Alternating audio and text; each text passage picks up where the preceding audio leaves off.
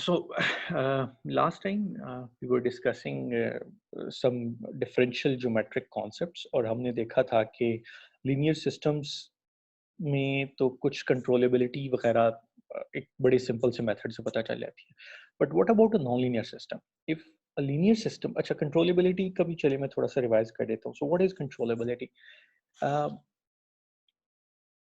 if you don't like the response of a system या if you want to steer a system आपने system को response को change करना है या system को steer करना है एक जगह से दूसरी जगह पे तो controllability tells us कि can we move our system in all the dimensions ठीक है अगर एक कार है तो उसको सारी जो डायमेंशन अब जाहिर है गाड़ी की डायमेंशन ऊपर नीचे वाली तो हम काउंट नहीं ना करते because no one wants to take the car at a higher level ठीक है कार की जो डायमेंशंस हैं वो हम एक प्लेन में ही कंसिडर करते हैं कि एक प्लेन में उसकी जो एक्स वाई पोजीशन है एंड उसकी कार की ओरिएंटेशन भी हमारा एक इम्पॉर्टेंट होता है बिकॉज हम ये तो नहीं चाहते कि हम लेट्स से गाड़ी मोटरवे पे जा रही हो लेकिन वो यूं होके जा रही हो ऐसा तो नहीं हो सकता गाड़ी को सीधे भी रहना होता है तो ये दो चीजें हैं जो बड़ी इंपॉर्टेंट होती हैं एक्स वाई पोजीशन एंड जो गाड़ी की ओरिएंटेशन है तो these are one of the fundamental वो जो उसकी चीजें तो अच्छा अब हमने ये देखना है कि can we control all this या ये कंट्रोल नहीं हो सकता तो हमने वो एक बड़ी सिंपल एग्जांपल लेके देखा था कि गाड़ी की अगर आप देखें तो there is no control which can push your car to right side or left side you cannot drive your car sideways but अगर आप थोड़ा सा जो कि कंट्रोल्स को यूज करें which is कि थोड़ा सा आगे जाएं थोड़ा सा पीछे वो उस तरह से करते जाएं तो फिर आप लेट्स से इन कंट्रोल्स को ऑल्टरनेट करके अपने स्टीयरिंग को और फॉरवर्ड एंड रिवर्स को ऑल्टरनेट करके आप साइडवेज मूव कर सकते हैं जिस तरह पैरेलल पार्किंग की एक एग्जांपल है अच्छा पैरेलल पार्किंग का प्रॉब्लम हम अगर लीनियर कंट्रोल से करने की कोशिश करें तो वो जो कि हम जरा दोबारा देखेंगे शायद एक दफा हमने पहले भी देखा था तो हमें लीनियर कंट्रोल तो ये बताता है it is not controllable you will not drive a car sideways but non linear control will tell us कि एक्चुअली ये हो सकता है ये तो एक बड़ा सिंपल सा केस है जिसमें लेकिन आप कहेंगे कि हमें गाड़ी के केस में तो जरूरत ही नहीं है बिकॉज फॉर अ कार बच्चा भी जानता है कि कैसे करना है but then we'll see some system जो कि इतने ट्रिवियल नहीं है ठीक है उनके अंदर बड़ा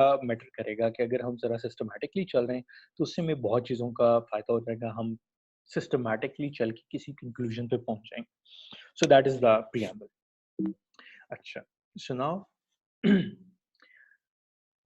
कैलकुलस के बारे में यू नो कि Newton wanted to study motion so what did he do there was no mathematics जो कि मोशन को डील कर सकती so he just invented calculus and शायद आपने पढ़ ही लिया होगा कि he was studying at Cambridge जब वो प्लेग आ गई तो he was quarantine for 1 year एक साल के अंदर उसने कैलकुलस निकाल ली उसने अपना ग्रेविटी वो कर ली और एक साल के अंदर उसने अपना ऑप्टिक्स पे काम कर लिया और इन सारों की वजह से वो शायद 1-2 साल के अंदर अंदर प्रोफेसर बन गया कैम्ब्रिज में पहले वो स्टूडेंट था बट वो उसका काम इतना ज़्यादा था कि उन्होंने उसको प्रोफेसर बना दिया so maybe we should also use this time wisely ताकि आप भी जो है ना वो डायरेक्ट स्टूडेंट से अचानक ही प्रोफेसर बन जाए हो सकता है who knows so he invented calculus अच्छा अब कैलकुलस में हमने डेरिवेटिव्स वगैरह देख लिए वो तो ठीक हो गया अच्छा अब हमने देखा था कि calculus deals with derivatives and integration लेकिन ये सारी जो डेरिवेटिव और इंटीग्रेशन है ये यूक्लिडियन कोऑर्डिनेट्स में थी यूक्लिडियन या फ्लैट कोऑर्डिनेट्स या रेक्टेंगुलर कोऑर्डिनेट्स अब आपने देखा होगा कि एक बॉक्स को इंटीग्रेट करना आसान है बट अगर एक सर्कल को इंटीग्रेट आपने देखा होगा कि जो टॉरस से इस तरह की कोई शेप्स थी ना मुश्किल मुश्किल की सर्कल एक सर्कल के ऊपर इंटीग्रेशन या इस तरह से 2D में और 3D में वो कितनी मुश्किल थी अगर आपको याद हो अपने कैलकुलस के कोर्स में आपको लगता था कि ये कंधे को दे दी जाए तो let's say it's very hard problem लेकिन जो लाइन के ऊपर इंटीग्रेशन है वो बड़ी आसान थी तो लेट्स से सर्कुलर कोऑर्डिनेट्स अगर आपके पास हो तो फिर बड़ा मुश्किल होता है बट अनफॉर्चुनेटली जब हमारे पास रोटेशनल मोशन होती है तो हमारे जो कोऑर्डिनेट्स होते हैं वो सर्कुलर होते हैं वो सर्कुलर क्यों होते हैं बिकॉज आपको पता है कि एंगल पहले बढ़ता चला जाता है बट लेट्स से 180 से बढ़ता है तो वो फिर नेगेटिव में कम होने लग जाता है right so +270 is equal to -90 तो ये कैसे हो सकता है ये तभी हो सकता है कि there is a periodicity in angles तो वो पीरियोडिसिटी कैसे कैप्चर हो सकती है कि अगर आप एक एंगल को एक सर्कल से प्रेजेंट कर लें कि सर्कल पे आप पहले ऊपर जाते हैं फिर आप घूम के वापस आना शुरू हो जाते हैं सो इसके लिए हमें इनएविटेबली सर्कल्स में काम करना है अच्छा लोग क्या करते हैं so people can actually linearize this circle, और वो लीनियराइज करके जरा लोकल कोई रिजल्ट निकाल लेते हैं, but that is just a local result, that will not give you the full answer. उसमें ये थोड़ा सा मसला है। और इसमें अच्छा लीनियराइज करेंगे, फिर आप न्यूटन के वो कैलकुलस जो वो वाली है वो लगा सकते हैं बड़े इजीली, उसमें कोई मसला नहीं है। बट फिर उसमें आपकी पीरियोडिसिटी ऑफ एंगल्स का मसला आ जाता है।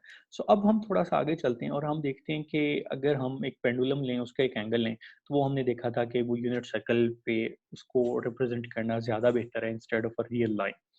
ठीक है, ये तो हमने क्लास में अच्छे से देख लिया था। अच्छा, एक और जो इसमें एग्जांपल है, अच्छा आप कहेंगे कि शायद सिर्फ मैकेनिकल सिस्टम्स की बात है, it's not just mechanical system, in fact जो इलेक्ट्रिकल पावर सिस्टम्स हैं उनके अंदर भी डिफरेंशियल इक्वेशन तो उसकी डायनामिक्स को रिप्रेजेंट करती है, but then there are some algebraic constraints. तो अलजेब्राइक कंस्ट्रेंट की वजह से वो जो ओवरऑल हमारा सिस्टम ऑफ इक्वेशन है वो डिफरेंशियल अलजेब्राइक इक्वेशन बन जाती है। इसका ये मतलब है कि आपका सॉल्यूशन और आपके जो सिस्टम है वो हर जगह नहीं घूमे फिरेगा अपनी जो कोऑर्डिनेट्स के अंदर है, उसके अंदर भी कुछ सर्फेसेस होंगी जिनके ऊपर आपके जो है वो स्टेट स्पेस का जो हिस्सा है वो पूरा का पूरा आर एन नहीं होगा, बल्कि वो कोई ना कोई एक सरफेस होगी आर एन के अंदर। उस सरफेस को हमने मैनिफोल्ड का नाम दिया था लास्ट टाइम, अब हम उस नोशन को थोड़ा सा और प्रिसाइज कर लेंगे। अच्छा, फिर अगर हम एप्लीकेशंस पे चले जाएँ तो रोबोटिक्स में तो आपको पता है सर्कुलर डिग्री ऑफ फ्रीडम के बगैर तो शायद कोई रोबोट्स है ही नहीं, जो सर्कुलर मोशन ना कर सकता हो या जो रोटेट ना कर सकता हो। उसका फ़ायदा ही नहीं होगा। सो रोबोटिक्स से लेके स्पेसक्राफ्ट्स तक आपके पास जो स्टेट स्पेसेस हैं वो फ्लैट नहीं होती, वो कर्व्ड होती हैं। अच्छा, फिर navigation of ships and aircraft between points of earth में भी अगर आप नोट करें, मैंने आपसे कहा था कि if we have to go to United States, तो how do we fly the airplane? तो हमने कहा था कि हम वेस्टवर्ड जाएंगे because perhaps that's closer. But मैंने आपसे कहा था जापान वाले लोग तो ईस्टवर्ड्स जाते हैं यूएस में, तो हाउ डू दे नो कि वहाँ से। सो चलिए, ये तो एक दफ़ा का काम है, आपने ज़रा कैलकुलेट कर लिया। बट अगर आप एक शिप लेके फिर रहे हैं एंड आपने let's say you are running out of fuel, and वहाँ से आपने कैलकुलेट करना है कि आप मिनिमम फ्यूल के ऊपर किधर से किधर ट्रैवल कर सकते हैं। सो यू मस्ट नो कि सफ़ीर के ऊपर ट्रैवलिंग जो है it's not like travelling on a flat let's say point. ठीक है, अब फॉर एग्जांपल आपने देखा होगा कि जो सफ़ीर है उसके ऊपर जो जो आपने प्लेनर मैप्स देखे हैं तो उनके ऊपर आपने देखा होगा कि कनाडा और रशिया तो काफ़ी दूर, राइट? लेकिन आपको शायद ये अंदाज़ा होगा, ये अवन अलास्का और रशिया भी काफ़ी दूर लगते हैं। बट आपको अगर ग्लोब पे देखें तो आपको पता चलेगा कि वो नॉर्थ पोल के थ्रू बहुत करीब है। तो अगर आपने अलास्का से रशिया, इनफैक्ट वो वाला अलास्का रशिया के पास ही था मेरा ख्याल है, काफ़ी अर्से तक फिर यूएस ने ले लिया। तो उन पॉइंट्स को अगर आप देखें तो भी आपको तब तक ठीक से समझ नहीं आएगी जब तक आप उसको सफ़ीर कंसीडर ना करें। अगर आप उसकी फ्लैट प्रोजेक्शन लेंगे तो you will be misled by that. तो ये सारी बात है कि हमें अ लॉट ऑफ टाइम्स हमें जो मोशन है उसके लिए अप्रोप्रिएट कोऑर्डिनेट्स में जाना पड़ता है। तो अगर हम स्फीरिकल कोऑर्डिनेट्स में नहीं रहेंगे या ग्लोब के जो अप्रोप्रिएट हैं एलिप्सॉइडल कोऑर्डिनेट्स में नहीं जाएंगे तो हम शायद मोशन ठीक से प्लान ना कर पाएँ अपनी जो अर्थ के ऊपर।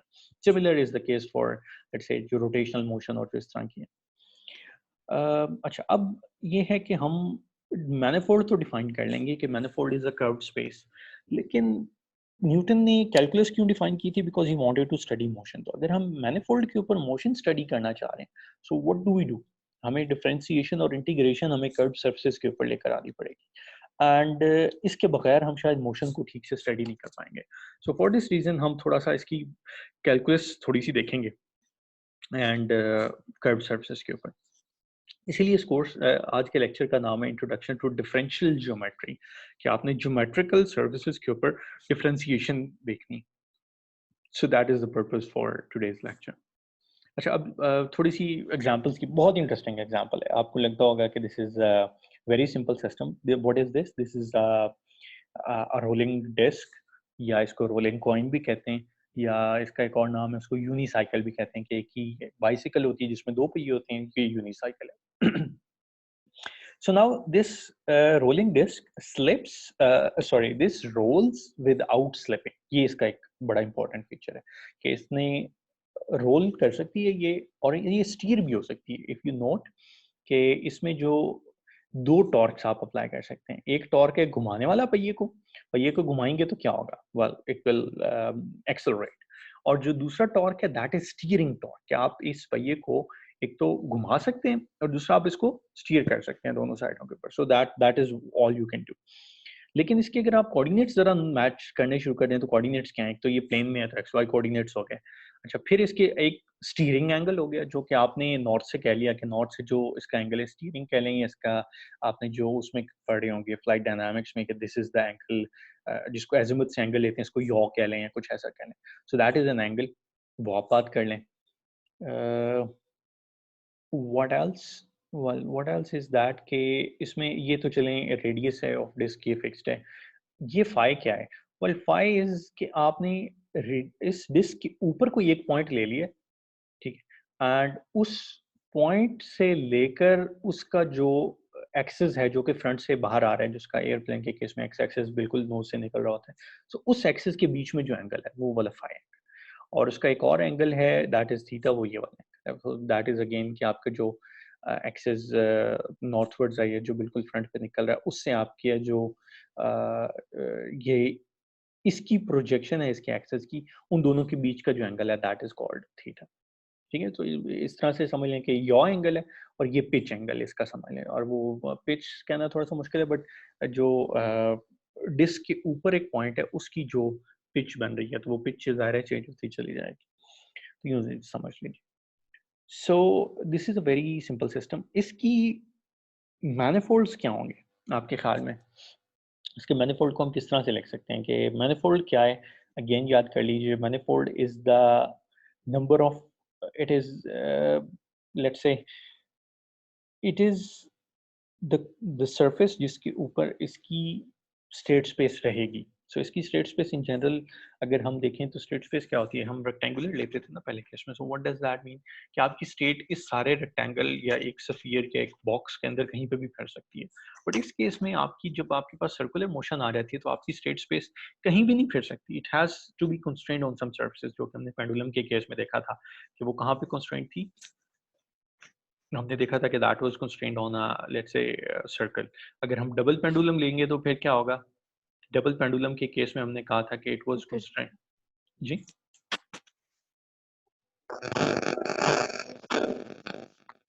Double point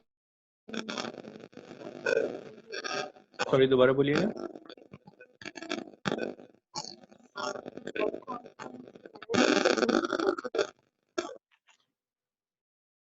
hello. सर आवाज आ रही जी, अब आ है? रही है। मैंने कहा डबल पेंडुलम में सफेयर और सिंगल में सर्कुलर थी। अच्छा, सिंगल में तो सर्कुलर थी, ये तो हमें याद आ गया। डबल पेंडुलम के केस में सफ़ियर था या कुछ और था? डोनट था। डोनट था, एग्ज़ैक्टली, बिल्कुल आप सही कह रहे हैं। तो इट वाज़ अ डोनट। वो जो स्फेरिकल पेंडुलम हाँ, वो जो सफ़ियर था वो किस केस में था? सफ़ियर था प्लैनर पेंडुलम के केस में, कि अगर आपके पास जो एक पेंडुलम है it is sorry spherical pendulum के केस में मैंने स्फेरिकल पेंडुलम वो होता है कि इट इज़ अ पेंडुलम जो कि not only it can move this way but it can also move in this direction, ठीक है? तो 2 डायरेक्शन में ये मूव कर सकता है। तो ये इट रिज़ेम्बल्स के ये पॉइंट एक सफ़ियर पे मूव कर रहा है ना। अगर हम इसकी टिप देख लें, इसकी टिप किधर जा रही है? इसकी टिप यूँ जा रही है, जा रही है, इन दोनों का कॉम्बिनेशन होगा तो ये it will remain on a sphere. तो इसको हम कहेंगे कि इसकी जो स्टेट है that remains on a sphere. So sphere में था स्फेरिकल पेंडुलम उसको कहते हैं, या 2D पेंडुलम कहते हैं। और जो दूसरा था double pendulum that remained on a donut. ठीक हो गया जी। अच्छा, अब इसके केस में आपके ख्याल में इसकी क्या होगी स्टेट स्पेस? ये स्टेट स्पेस तो चलिए दूसरी बात है, इसकी कॉन्फ़िगरेशंस या इसका मैनिफोल्ड क्या होगा? इस पे ज़रा सोचिए और फिर लिख के देखिएगा कि क्या होगा, फिर हम इसको ज़रा डिस्कस करें। ठीक है? इसको भी देख लें। और ये एक और बड़ी सिंपल सी एग्ज़ाम्पल है and this is again very useful example. So this is called a robotic leg. Robotic leg के केस में क्या है कि हमारे पास अगर ये एक रोबोट है जो नीचे बॉक्स की शक्ल में है। ये रोबोट एक फ्रिक्शनलेस सरफेस पे है या वाटर पे है या स्पेस में है या व्हाटएवर। इस रोबोट के अंदर क्या हो सकता है कि this robot can not let's say generate any thrust और समथिंग। ये मूव कैसे करेगा? Well it has only two actions. तो वो एक्शंस F1 एंड F2 के केस में लिखे हुए। अच्छा, ये F1 एंड F2 फोर्सेस नहीं है, ये इन जनरल वेक्टर फील्ड्स हैं। अच्छा, अब अगर हम F1 की बात करें तो F1 क्या है? F1 is the vector field जो कि इसके टॉर्क के ऊपर लग रहा है। सो बेसिकली आप समझ लें कि दो तरीके हैं इसको एक्चुएट करने के, दो कंट्रोल्स हैं आपके पास। One is to change its orientation of this leg, ये जो हमारे नीचे जो है ये हमारे पास रोबोट है और ये उसकी ने अपने ऊपर एक लेग सी लगाई हुई है। तो ये लेग क्या करती है कि आप इस लेग को घुमा सकते हैं इन एनी डायरेक्शन, एंड वो जो घुमाएंगे तो उसका एंगल क्या होगा, उसका एंगल थीटा होगा फ्रॉम द हॉरिजॉन्टल। और और जो रोबोट है उसका एंगल हॉरिजॉन्टल से क्या है, वो दैट इज साई। तो साई और थीटा ये दो एंगल्स हैं। थीटा जो एंगल है वो रोबोटिक लेग का एंगल है, सॉरी इसके जो लेग है रोबोट की उसका एंगल है, और जो साई है that is the angle of the robot की जो मेन बॉडी है उसका with respect to horizontal. Horizontal ये कह लेंगे साइडवेज जो है ना, बिकॉज ये इट्स प्लेनर। तो ये इसका कह लें कि ये एक्स डायरेक्शन में कोई एक आपने रेफरेंस फ्रेम लिया हुआ, इन दो इससे दोनों एंगल बन रहे हैं। तो आप क्या कर सकते हैं, you can change the angle theta, जिसका मतलब है कि आप इसकी जो लेग वाला पोर्शन है इसको घुमा सकते हैं। Secondly what you can do is कि आप इस लेग को एक्सटेंड कर सकते हैं। ये लेग अगर आप देखें तो एक्सटेंड हो रही है। अच्छा होगा ये कि जब आप इसको घुमाएंगे तो कुछ फोर्स आपके मेन रोबोट के ऊपर भी लगेगी, तो उसकी वजह से जो मेन रोबोट है उसकी ओरिएंटेशन थोड़ी सी चेंज हो जाएगी। सिमिलरली जब आप इस लेग को एक्सटेंड करेंगे तो कुछ ना कुछ आपके जितनी फोर्स आप इस लेग पे लगाएंगे उतनी ही फोर्स आपके इस रोबोट के ऊपर लग रही होगी। तो you have these two controls कि आप लेग के ऊपर कंट्रोल अप्लाई करेंगे एंड इनडायरेक्टली आपके रोबोटिक मेन बॉडी के ऊपर भी कंट्रोल अप्लाई होगा। सो इसकी ज़रा कॉन्फ़िगरेशन देखिएगा कि इसकी कॉन्फ़िगरेशन कितने डायमेंशन में है एंड इसकी स्टेट स्पेस को हम किस मैनिफोल्ड पे रिस्ट्रिक्ट कर सकते हैं। ज़रा जस्ट ट्राई टू थिंक कि इसमें भी रोटेशनल मोशन है, इसमें भी कुछ चीज़ें, फिर हम इसको डिस्कस करेंगे कि इसका क्या हो सकता है। ठीक है? तो अगले लेक्चर के एंड तक हम होपफुली इसके ऊपर कुछ, ये शायद नेक्स्ट वीक में इसके ऊपर कुछ एनालिसिस रन कर सकेंगे और कुछ हम इसके ऊपर रिजल्ट्स देख सकें। So these are very very interesting examples, जो कि अब देखिए बहुत ही सिंपल है, लेकिन अगर आप किसी लीनियर कंट्रोल वाले से, चाहे वो जितना ही तुरम खान क्यों ना हो, पूछेंगे ये सिस्टम की कंट्रोल कर सकते हैं या नहीं कर सकते, तो वो बेचारे तो हैरान हो जाएंगे इस केस में भी और इस केस में भी। कि अगर हम कहें कि हम सारी चीज़ों को कंट्रोल कर सकते हैं, सारी चीज़ों को कंट्रोल का मतलब ये है कि एक्स को भी अपनी मर्जी से डिफाइन कर सकें, वाई को भी अपनी मर्जी से डिफाइन कर सकें, थीटा को भी और फाई को। सो ये सारे एंगल हम अपनी मर्जी से कर सकते हैं, कुछ तो कर सकते हैं, लेकिन कुछ नहीं कर सकते बिकॉज इसके अंदर एक कंडीशन है कि it is rolling without slipping. अगर ये स्लिप के साथ कर सकता हो ना, हम सारे कर सकते हैं। लेकिन शायद हम ये, चूंकि स्लिपिंग का इसमें मसला आ गया तो इसलिए हम सारे अचानक से नहीं कर सकते, बट कुछ एनालिसिस हमें रिवील करेगा कि हम क्या क्या कर सकते हैं। So these are two examples जो कि बिल्कुल बिल्कुल हमें अच्छी इंफॉर्मेशन दे सकते हैं इन बड़े सिंपल सिस्टम्स के ऊपर भी। अच्छा कुछ फिर इसके आगे एडवांस सिस्टम्स आ जाते हैं। For example if we talk about a spacecraft की अगर हम एग्जांपल लें कि if a spacecraft is box shaped for example, और एक सैटेलाइट है एंड इस सैटेलाइट के ऊपर फॉर एग्जांपल अगर मैं इस बुक की एग्जांपल लूँ, सो ये बुक जो है समझ लें एक सैटेलाइट की बॉडी है। सो इस बुक के ऊपर हर तरफ के लिए एक थ्रस्टर लगा हुआ है। So one thruster moves like this, the other thruster makes it move like this, और जो थर्ड थ्रस्टर है वो यूं, ये दोनों सेट्स होते हैं यूजली ताकि सिर्फ वो एक कपल जनरेट करें। तो ये तीनों डायरेक्शंस में मूव कर सकता है। नाउ द क्वेश्चन इज कि इनमें से एक सेट ऑफ थ्रस्टर्स फेल हो जाए, can we still control all three directions? ठीक है, ये रिजिड बॉडी कंट्रोल के नाम से ये एग्जांपल जानी जाती है। सो नाउ दिस, ये इंट्यूटिवली तो लगता होगा कि नहीं फिर क्या हो सकता है, जब आपके पास एक डायरेक्शन में कंट्रोल ही नहीं है तो आप किस तरह से कर सकते हैं। बट विल सी कि इसका भी बड़ा इंटरेस्टिंग एनालिसिस है, एंड एंड पे जो एनालिसिस का रिजल्ट आता है दैट इज रिमार्केबल। तो ये नॉन लीनियर कंट्रोल एबिलिटी का, या थोड़ी सी ये इस मैथ्स का ये फायदा है कि हमें एंड पे ऐसे ऐसे आंसर्स मिल जाते हैं जो कि शायद लोगों ने सोचे भी नहीं होते, और उसकी जो कंडीशंस हैं वो भी हम देखेंगे। सो अच्छा, और ये थोड़ी सी मैथमेटिकल है, लेकिन इसकी जो एप्लीकेशन है वो बड़ी स्ट्रेट फॉरवर्ड है। सो इसकी एप्लीकेशन में ऐसा नहीं है कि आप कोई हफ्ता लगा के मैथ्स निकालते रहें, इस तरह से करते रहें। You just do some very simple competitions. In fact अब तो मैथमेटिक आपको वो करके दे देगा एंड आपके पास सारा रिजल्ट आ जाएगा and you will be surprised कि ओह अच्छा ये चीज़ थी, I couldn't have thought about it at all. ठीक है, उसका ये सबसे बड़ा फायदा। चलिए जी, अब हम थोड़ा सा उस चीज़ को ज़रा रिवाइज कर लेते हैं, वो जो हमने लेट्स से क्लास में बात करनी शुरू की थी last time. So this is the same slide जो कि मैंने वहाँ से ली थी, जो मैंने क्लास में दिखाई थी किसी और प्रोफेसर की। उसमें ये है कि डायनामिकल सिस्टम क्या है, it's just a differential equation. Differential equation क्या है, x dot is equal to f of x of t. अच्छा, ये कौन बता सकता है ये ऑटोनोमस सिस्टम है या नॉन ऑटोनोमस है? ऑटोनमस है सर। ऑटोनोमस है, बिल्कुल सही कह रहे हैं आप, बिकॉज एक्सप्लिसिटली टी के ऊपर डिपेंड नहीं कर रहा हमारी जो डायनामिक्स है। It only depends on x, which in terms x तो टी पे डिपेंड करता ही है ना। स्टेट तो आपकी टाइम के साथ चेंज होती है, सो जिस टाइम पे चेक करेंगे उस टाइम पे डिफरेंट स्टेट होगी। But yes, it is autonomous system and x belongs to the manifold. ठीक है, so M is a smooth manifold। Smooth क्यों होना चाहिए? अगर स्मूथ नहीं होगा तो हम डेरिवेटिव नहीं ले सकेंगे, तो फिर काम खराब हो जाएगा। सो स्मूथ होना बड़ा जरूरी है। अच्छा, it could be a flat space Rn or a curved space। So smooth manifold, so manifold is general word। ठीक है, manifold कुछ भी हो सकता है। अगर हो सकता है manifold actually box type का ही निकल आए, but that's a very specific case। in general क्या होगा, curved space होगी हमारे पास manifold की। अच्छा, F क्या होगा? F is a smooth vector field on F।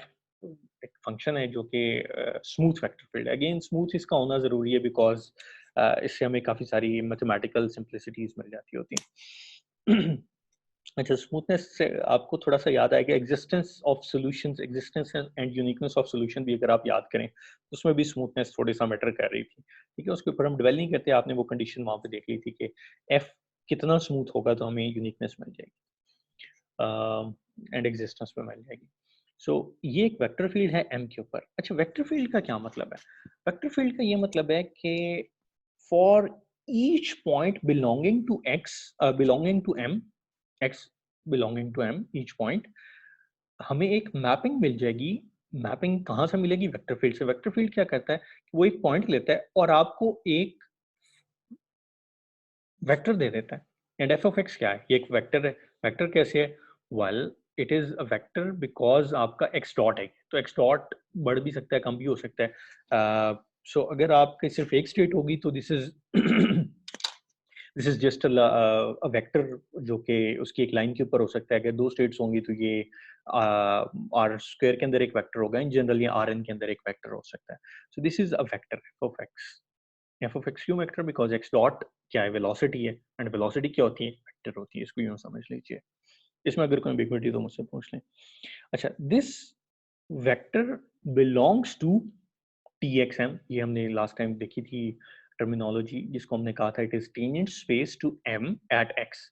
Tangent space जो है वो एम के ऊपर, लेट्स से एम की जो टेंजेंट स्पेस है वो एक्स पॉइंट के ऊपर ले रहे हैं। क्यों? बिकॉज उसको अभी हम थोड़ा सा देखेंगे कि हम हर पॉइंट पे क्यों ले रहे हैं। एज टी वेरीज, जैसे जैसे आपका टाइम चेंज होता है तो आपका सोल्यूशन भी चेंज होता है, या सोल्यूशन की वैल्यूज चेंज होती हैं, यूँ कह लीजिए। तो सोल्यूशन क्या है? सोल्यूशन इज, इसका सोल्यूशन क्या होगा? वेल, इसका सोल्यूशन एक्स ऑफ टी होगा। वो एक्स ऑफ टी जो आप इसके अंदर प्लग इन कर दें और वो इसका इक्वेशन को सेटिस्फाई कर दे, ये आइडिया। सो जो आपका सोल्यूशन है वो आर एन में घूमे फिरेगा। सो देखिए ना, हो क्या रहा है कि आपके पास एक्स है आर एन के अंदर किसी जगह पे। अब जैसे जैसे टाइम चेंज हो रहा है तो एक्स मूव करेगा इन जनरल। ठीक है, आर एन के अंदर। अच्छा, अब ये किस डायरेक्शन में मूव करेगा? क्या ये सारी डायरेक्शंस में मूव कर सकता है? इसके ऊपर कोई रिस्ट्रिक्शन होगी आपके ख्याल में? सिर्फ टेंजेंट होगा, टेंजेंट होगा। किसके टेंजेंट होगा? मैनिफोल्ड। एग्जैक्टली, बिकॉज अगर मैनिफोल्ड की परपेंडिकुलर हो गया तो इसने तो बाहर आ जाना। ये इसका कोई कंपोनेंट भी परपेंडिकुलर हो गया तो ये तो मैनिफोल्ड से बाहर आ जाएगा। So we have this condition कि हमारा जो सोल्यूशन एक्स है it has to move in R n. R n में ही मूव करेगा इन जनरल तो, लेकिन ये tangent to the field f of x होगा एट एवरी पॉइंट। और जब ये कंडीशन होगी तो ऑटोमेटिकली आपका सोल्यूशन एम से बाहर नहीं निकलेगा। अच्छा, अगर आप ये वाली फंक्शन, ये वाली कंडीशन भूल जाएं कि टेंजेंट टू द फील्ड हो और आप इन जनरल उसको वेलोसिटी को इंटीग्रेट करते चले जाएं, जो कि कई दफ़ा टेंजेंट कंडीशन को मीट ना भी कर रही हो, तो आपका सोल्यूशन एम के ऊपर नहीं रहेगा, वो कहीं घूमता फिरता है। And this is what happens with linear control. का जब आप लीनियराइज करते हैं तो फिर उसमें आप ये एनफोर्स नहीं करते ये वाली कंडीशन कि आप टेंजेंट ही हैं मैनिफोल्ड के। आपको जो भी वेलोसिटीज आती हैं आप इंटीग्रेट करते रहते हैं और एंड पे पता चलता है कि मैनिफोल्ड से शायद आप बाहर ही चले गए, तो फिर कुछ मसले आ जाते हैं उससे। So this condition is very important. अच्छा, अब एक चीज है कि phi is a solution of x dot. यहाँ पे जो एक्स ऑफ टी था ये तो हमारे पास एक सोल्यूशन था, अब हम इसको फाई कह सकते हैं। फाई क्यों कहते हैं, इस नाम देने का एक फायदा है थोड़ा सा हमें। Phi is a solution of x dot is equal to f of x, जो ऊपर इक्वेशन थी, and this is equal to phi is an integral curve of x. के ये जो एक्स ऑफ टी था बेसिकली ये सोल्यूशन था, लेकिन हम इसको इंटीग्रल कर्व कहना चाहेंगे। इंटीग्रल कर्व कहने का बड़ा फायदा है हमें, उसकी वजह ये है कि सोल्यूशन सोचें तो आपको पता नहीं चलता सोल्यूशन का क्या मतलब है, बट इंटीग्रल कर्व का क्या मतलब है। इंटीग्रल कर्व का मतलब है कि जितने भी टेंजेंट्स थे आपने उन सारे टेंजेंट्स को इंटीग्रेट करके एक पाथ बना दिया। तो जब आप टेंजेंट्स को इंटीग्रेट करके पाथ बनाएंगे तो it will never go out of manifold, ऐसा ही है ना। सो it is implied in that. तो इसका हम थोड़ा सा इंटीग्रल कर्व कहने का ये फायदा है, और हम आगे चल के भी इस नोटेशन को थोड़ा सा लेके चलेंगे। So phi is an integral curve of f, ये हमने देखी है। एंड ये वो चीज़ है जो dynamical system is a vector field, हमने पहले भी ये देखा था कि डायनामिकल सिस्टम क्या करता है, it assigns a vector to each value of x, और वो वेक्टर जो है वो हमेशा टेंजेंट होगा, हमने देखा है, ठीक है, बिकॉज ये टेंजेंट स्पेस में है।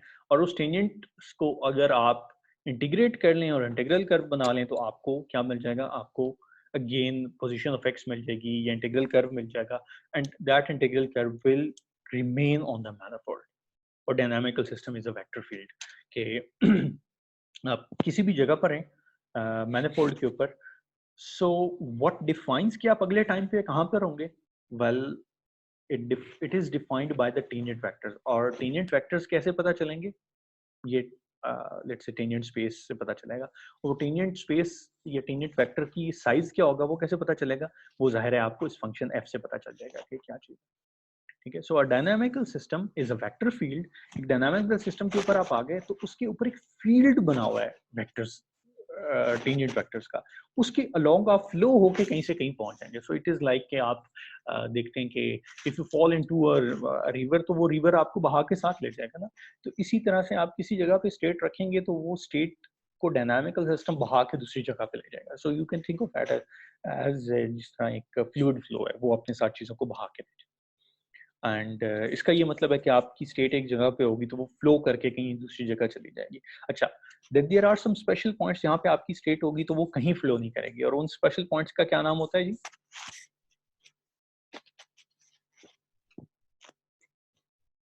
उनको हम इक्विलिब्रियम पॉइंट कहते हैं, प्रिसाइजली उनको हम इक्विलिब्रियम पॉइंट कहते हैं जहाँ पे हमारी स्टेट कहीं फ्लो नहीं करती। So if you start there you stay there. उसके अलावा जो पॉइंट्स होते हैं उनके ऊपर इफ यू स्टार्ट तो आप फ्लो करके कहीं और चले जाएंगे, ठीक हो गया।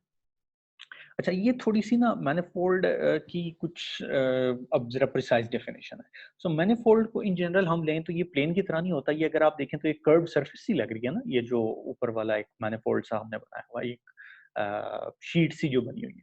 तो इन जनरल ये एक मैनिफोल्ड है। सो इस मैनिफोल्ड के ऊपर हमारा सिस्टम अगर फिर है, अब हम इस जब मैनिफोल्ड को बात करते हैं तो हम इसको मैथमेटिकली कुछ डेफिनेशंस देते हैं, उन डेफिनेशंस का बड़ा फायदा होता है। सो बट हम शायद इन डेफिनेशंस को इतना ज़्यादा यूज़ नहीं करेंगे बिकॉज ये इन इटसेल्फ एक थोड़ी सी फील्ड है, बट हम थोड़ा सा इंट्रोड्यूस कर लेते हैं उनके साथ। सो अगर आप एक पॉइंट लें फॉर एग्जांपल एक मैनिफोल्ड के ऊपर, ठीक है, ये वाला जो दोनों के ओवरलैप के अंदर ये पॉइंट है। सो इस पॉइंट को आप आर एन पे मैप कर सकते। अच्छा, मैनिफोल्ड की एक और डेफिनेशन ये है कि मैनिफोल्ड जो है it looks like a flat space locally. अगर आप अर्थ को लोकली किसी जगह पे देखें तो आपको फ्लैट ही लगती है, आपको सफियर नहीं लगती, ऐसे ही है ना। But in general it is sphere. तो मैनिफोल्ड भी क्या होगा, वो लोकली आपको लगेगा फ्लैट ही है। तो इस फ्लैट को अगर आप एक फंक्शन के थ्रू, इस फंक्शन के थ्रू आप मैप कर लें इस जगह के ऊपर, तो ये आप देखें टू डायमेंशनल स्पेस में अंदर आ गया, ठीक है, मैनिफोल्ड का ये हिस्सा है। तो ये जो यू आया था इसको हम चार्ट कह लेते हैं, बिकॉज ये चार्ट क्या करता है कि जैसे मैनिफोल्ड है उसका ये कोई चार्ट है जिसके आप फंक्शन के थ्रू आप आर एन में ट्रांसफर कर सकते हैं।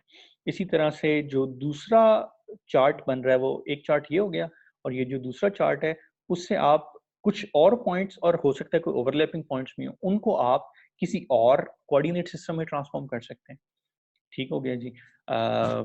तो ये हमारे पास इसकी मैं कुछ एग्जांपल भी आपको दूंगा, बट फिलहाल यूँ समझ लीजिए कि मैनिफोल्ड के अंदर आप डिफरेंट चार्ट्स को यूज़ करके आप उसकी लोकल रिप्रेजेंटेशन लिख सकते हैं। ये लोकल रिप्रेजेंटेशन है और ये लोकल रिप्रेजेंटेशन है which is through some mapping function. तो इनको हम चार्ट्स कहते हैं। अच्छा, कलेक्शन ऑफ चार्ट्स को एटलस कहते हैं। एटलस तो आपने देखी होगी, दुनिया की भी एक एटलस है। तो एटलस से आपको समझ आ जाएगा कि बेसिकली एक मैनिफोल्ड के आगे चार्ट्स हैं और उन चार्ट्स को मिला के आपकी एक एटलस बन जाएगी। तो ये तो हो गई चीज़। अच्छा, नाउ व्हाट इफ कि मैंने इस एटलस से इस एटलस में आना हो, या इस एटलस से इस एटलस में, सॉरी, इस चार्ट से इस चार्ट में जाना हो, इस लोकल रिप्रेजेंटेशन से इस लोकल रिप्रेजेंटेशन में जाना हो।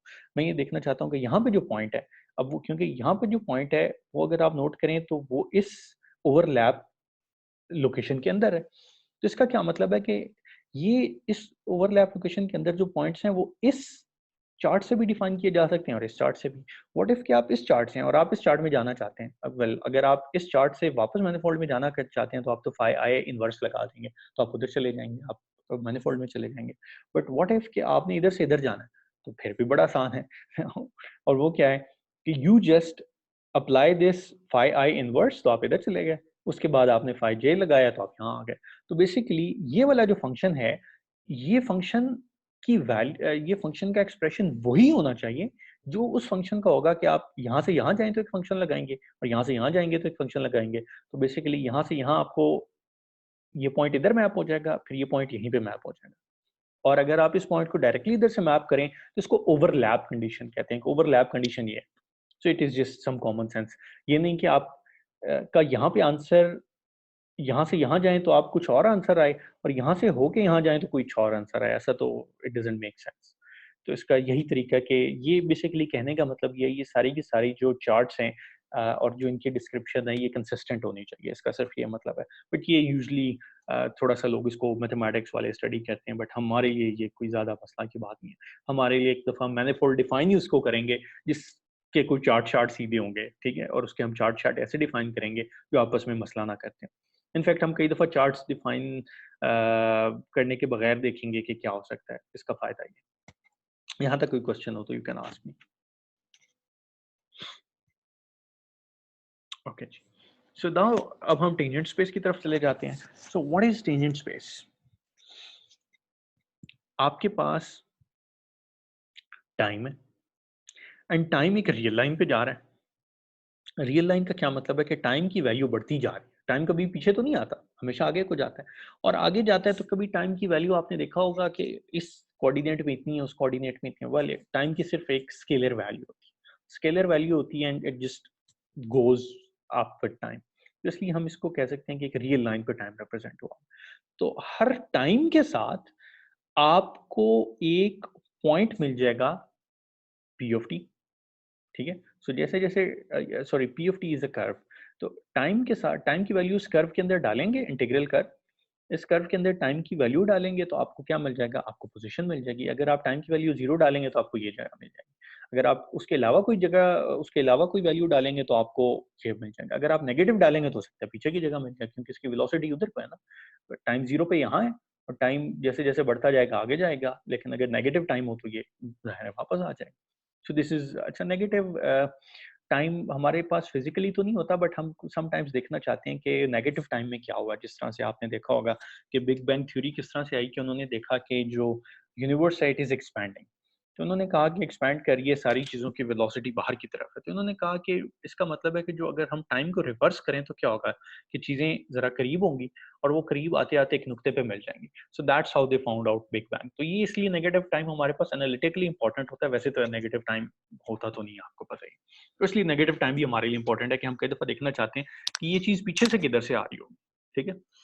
So this is what it is. अच्छा, यूँ समझ लीजिए कि आप ने कोई देखा कोई प्रोजेक्टाइल गिरता हुआ कि आपने कुछ किसी ने किसी दूसरे को पत्थर मारा है एंड आप वो पत्थर उड़ता हुआ देखें and then you can find out कि पत्थर कहाँ से आया होगा, अगर इसकी इतनी स्पीड, इतनी डायरेक्शन, इतनी वेलोसिटी सब कुछ है। सो इस तरह के जो चीज़ें हैं ये नेगेटिव टाइम इनसे डील कर सकते हैं।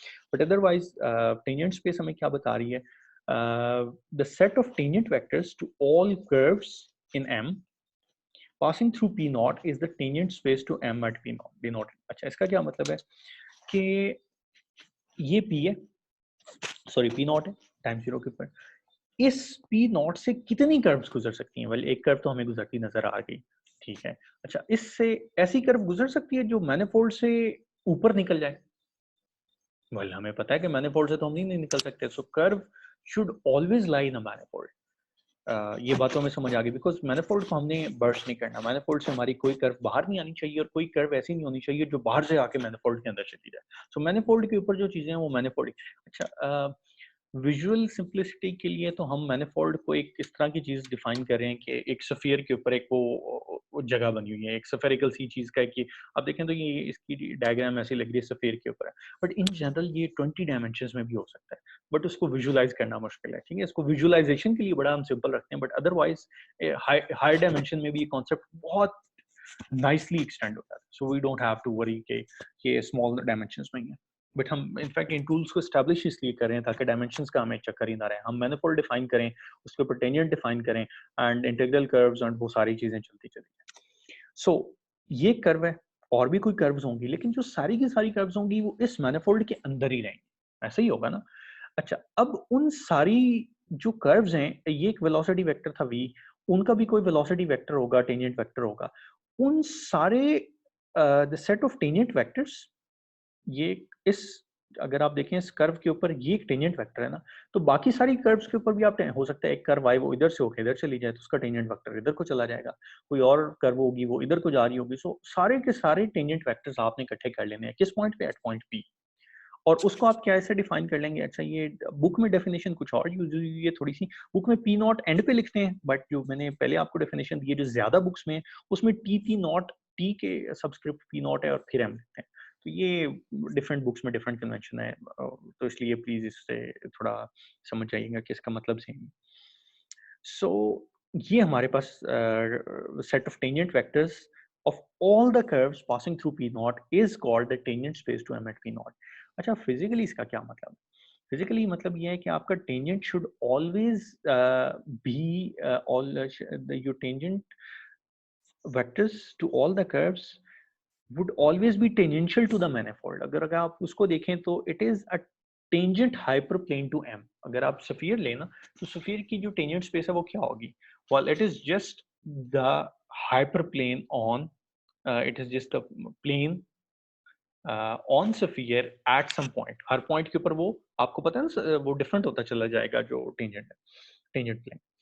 तो अच्छा इसको हाइपर प्लेन इसलिए कहा हुआ है क्योंकि इसकी डायमेंशन लाजमी नहीं कि प्लेन की 2 हो सकता है, 20 डायमेंशन का हाइपर प्लेन हो, बिकॉज आपके जो डायमेंशन है मैनिफोल्ड की वो कुछ और हो सकते हैं। So tangent space is the tangent hyper plane at M to M at P naught. मेरा ख्याल है ये तो आपको समझ आ गई होगी कि अर्थ की एग्जांपल ले लें कि अर्थ के ऊपर जब आप मूव करते हैं कार के ऊपर, एयरप्लेन के ऊपर, तो of course you can come out of earth, manifold के ऊपर आप नहीं रह रहे, लेकिन अगर आप कार के ऊपर मूव करें तो you are always moving on earth. तो अगर आप कार की वेलोसिटीज को देखना चाहें विद रिस्पेक्ट टू अर्थ तो यू कैन से कि ये एक टेंजेंट की तरह है जो कि अर्थ के ऊपर उस सर पॉइंट। एयरप्लेन वाली मूवमेंट टेंजेंट नहीं होगी, देखिए ना वो तो अर्थ एयरप्लेन थोड़ी देर, कार वाली तो ऑन द मैनिफोल्ड है।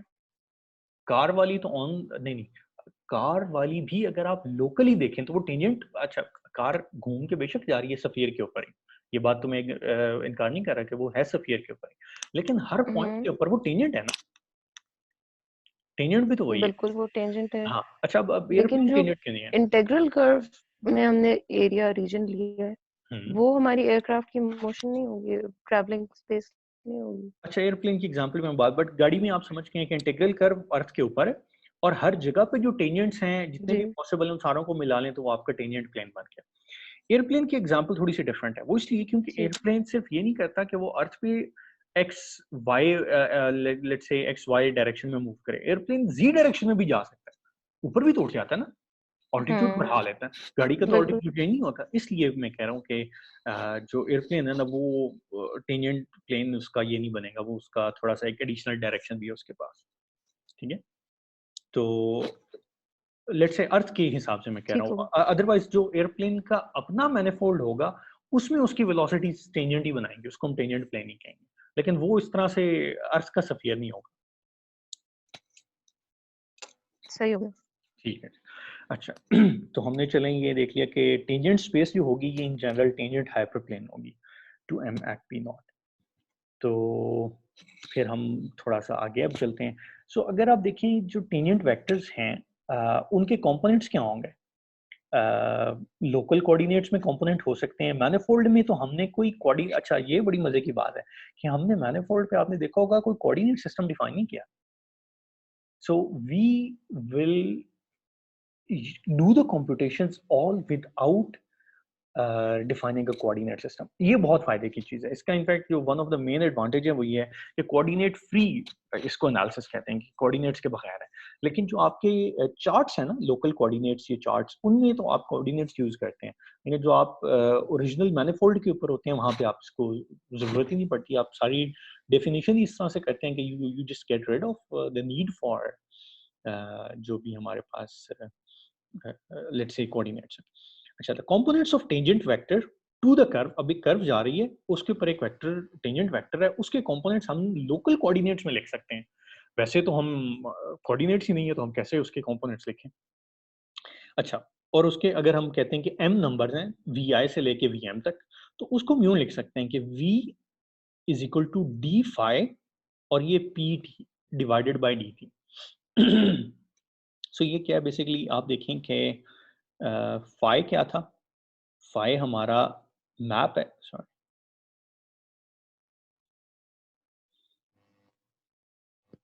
What is phi? Phi is the mapping, ठीक है ये उस चार्ट की मैपिंग है। तो हम क्या कर रहे हैं, हम ये कह रहे हैं कि हमारा पॉइंट असल में मूव कर रहा है मैनिफोल्ड के अंदर, ठीक है उसकी पी ऑफ टी होगी कोई मैनिफोल्ड के अंदर, ये बात तो समझ आ गई। लेकिन हम अब अगर अच्छा अब उसके कंपोनेंट्स हम यहाँ पे नहीं देख सकते, हम उसके कंपोनेंट्स देखेंगे तो यहाँ पे देखेंगे या यहाँ पे देखेंगे, तो इसलिए हम मिसाल के तौर पे यहाँ पे उसके कंपोनेंट्स देखना चाहते हैं। तो अगर आप ये नोट करें कि ये एक पॉइंट लेट्स से एक पॉइंट है उससे एक इंटीग्रल कर्व गुजर रही है, उसका टेंजेंट है, इस टेंजेंट के हम कंपोनेंट्स देखना चाहते हैं। और वो कंपोनेंट्स कैसे देखेंगे? वेल वो कंपोनेंट्स हमें यहाँ पे नजर आने चाहिए लेट्स से लोकल कोऑर्डिनेट्स में। तो अब जैसे जैसे हम इस मैनिफोल्ड के ऊपर मूव करेंगे वैसे वैसे फाइ भी तो चेंज होगा। फाइ क्या है? Phi is the mapping, because अगर फाइ चेंज ना हो तो क्या होगा, ये पॉइंट भी वहीं रहेगा और ये पॉइंट भी वहीं रहेगा। लेट्स से यहाँ पे दो पॉइंट्स जो हैं वो एक ही पॉइंट पे मैप हो जाएंगे। सो फाइ इज द पॉइंट जो कि इस पॉइंट को यहाँ मैप करता है, अगले पॉइंट को वो दूसरी जगह पे मैप करता है, उस अगले पॉइंट को वो तीसरी जगह पे मैप करता है।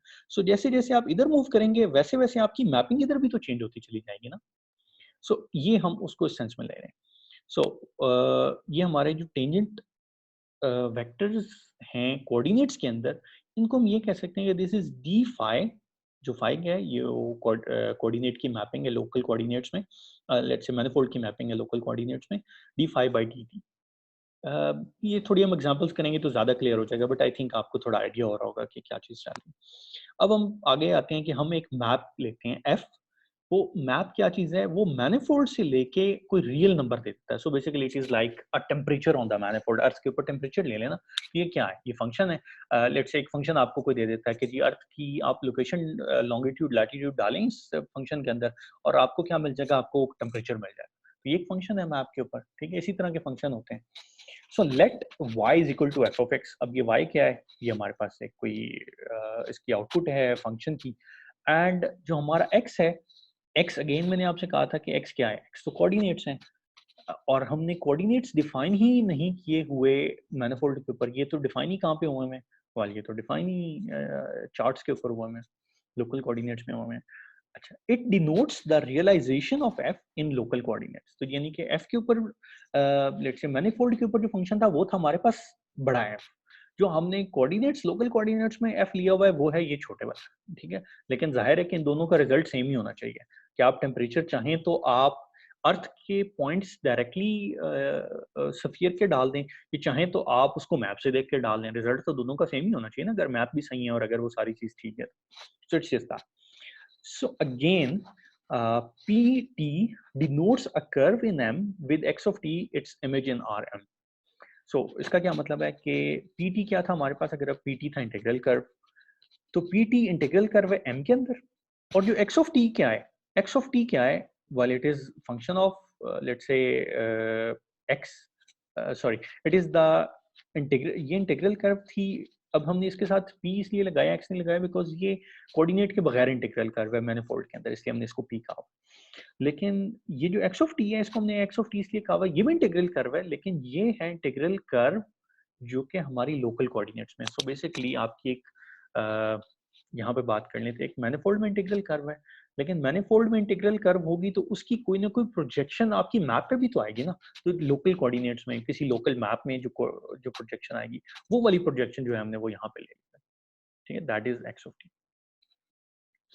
अच्छा, अब हम आगे चल रहे हैं। So now comes the interesting part, then the rate of change of f at a point p on this curve is, देखें, rate of change of rate of change of f था मेरा ख्याल, हाँ, rate of change of f at a point p on this curve. तो rate of change of, ये देखिए हम आप क्या करें, आप मूव करें इधर इस इंटीग्रल कर्व के ऊपर, एंड आप इस पॉइंट p के ऊपर है, एंड हमने नोट करें क्या कैलकुलेट करे थे हम, टेम्परेचर वाला फंक्शन था हमारे पास, तो हमारा टेम्परेचर इस जगह पे तो लेट्स से हमें पता है, लेकिन जब हम मूव करेंगे तो हमारा टेम्परेचर किस स्पीड से चेंज होगा, what will be the rate of change of temperature, ठीक है, ये हम निकालना चाहते हैं। while the rate of change of temperature जो कि फंक्शन है हमारे पास at point p on this curve is df by dt, ठीक है, ये तो हमें पता है कि आप सिंपली क्या करें, ये जो लोकल कोऑर्डिनेट्स में f लें उसको डेरिवेट कर लें टाइम के साथ। अच्छा, इसको जब डेरिवेट करेंगे तो हमारे पास क्या चीज आ जाएगी, इसको हम इस तरह से लिख सकते हैं, अगर आप नोट करें तो ये क्या चीज है, this is partial f by partial x, और v1 क्या चीज है, v1 is the tangent let's say vector, इसको थोड़ा सा पीछे देख, सॉरी,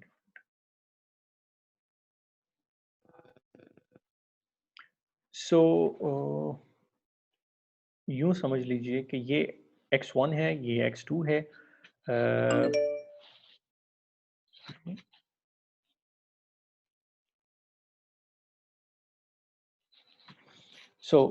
ये x1 है, ये x2 है, जैसे जैसे आप इस कर्व के ऊपर मूव करेंगे मैनिफोल्ड में, वैसे वैसे आप का इमेज भी कोई यहाँ पे मूव कर रहा होगा, और उस इमेज के जो मूव करने का हमने कैलकुलेट किया है, उसकी इंटीग्रल कर्व क्या होगी वो हमने देख लिया था कि that is x of t, जो उसका इमेज है। अच्छा, अगर आप देखें कि v क्या था, v was d phi by dt,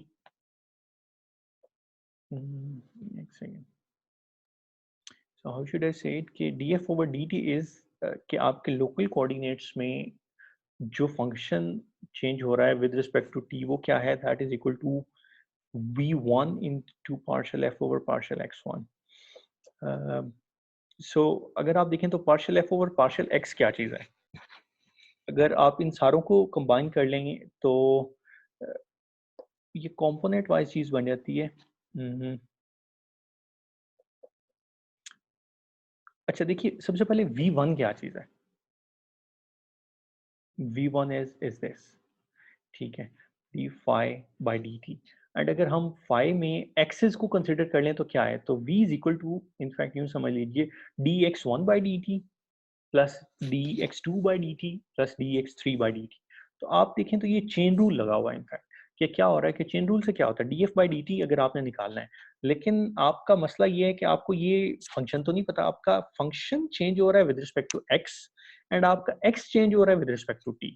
x क्यों चेंज हो रहा है with respect to t, well because you are flow, देखिए, you are flowing on this integral curve, ठीक है, आप इंटीग्रल कर्व पे जा रहे हैं, तो इंटीग्रल कर्व पे जा रहे हैं तो क्या चेंज हो रहा है आपका, वेल आपके कोऑर्डिनेट्स हमने इस मैनिफोल्ड पे तो डिफाइन नहीं किए, कोऑर्डिनेट्स चेक करने हैं तो आपको चार्ट पे आना पड़ेगा, लोकल कोऑर्डिनेट्स पे आना पड़ेगा, तो लोकल कोऑर्डिनेट्स अगर हम यहाँ पे डिफाइन कर लें तो लोकल कोऑर्डिनेट्स पे आपके x1 और x2 चेंज हो रहे हैं, बिकॉज जैसे ये कर्व जा रही है वैसे वैसे इसके कोऑर्डिनेट्स भी चेंज हो रहे हैं लोकल कोऑर्डिनेट सेटिंग में अगर आप देखें तो, एंड उन लोकल कोऑर्डिनेट्स की चेंज क्या चीज है, that is partial x by x1 by partial t plus partial x2 by partial t and so on। ठीक हो गया। सो ये वाले कंपोनेंट्स क्या हैं? ये तो हमारा वेक्टर फील्ड है। Partial x1 by partial t को हमने क्या कह दिया? ये v1 है, ये जो हमने ऊपर डिफाइन किए हैं। और जो दूसरी चीज़ है वो क्या है? Well that is just partial f by partial x1, कि जैसे जैसे आप जैसे जैसे आप मूव कर रहे हैं अलोंग दिस पाथ, वैसे वैसे आपका टेम्परेचर भी तो चेंज हो रहा है ना। एंड टेम्परेचर चेंज होना भी अगेन हमने एक्सेस यहाँ पे डिफाइन नहीं किए हुए, तो हमने कैसे कैसे डिफाइन करना है यहाँ के ऊपर? हमने देखना है कि partial f over partial x one क्या है, यानी कि एक्स वन की डायरेक्शन में मूव करेंगे तो टेम्परेचर का फंक्शन कैसे चेंज होगा, plus partial f by partial x two की डायरेक्शन में करेंगे तो कैसे होगा। सो ओवरऑल जो हमारा डायरेक्शनल डेरिवेटिव है वो किस तरह से हम लिख सकते हैं उसको, चेन रूल अगर आप सिंपली लगाएं तो हम यूं लिख सकते हैं। यहाँ तक समझ आई या नहीं आई? यहाँ बता दीजिए मुझे।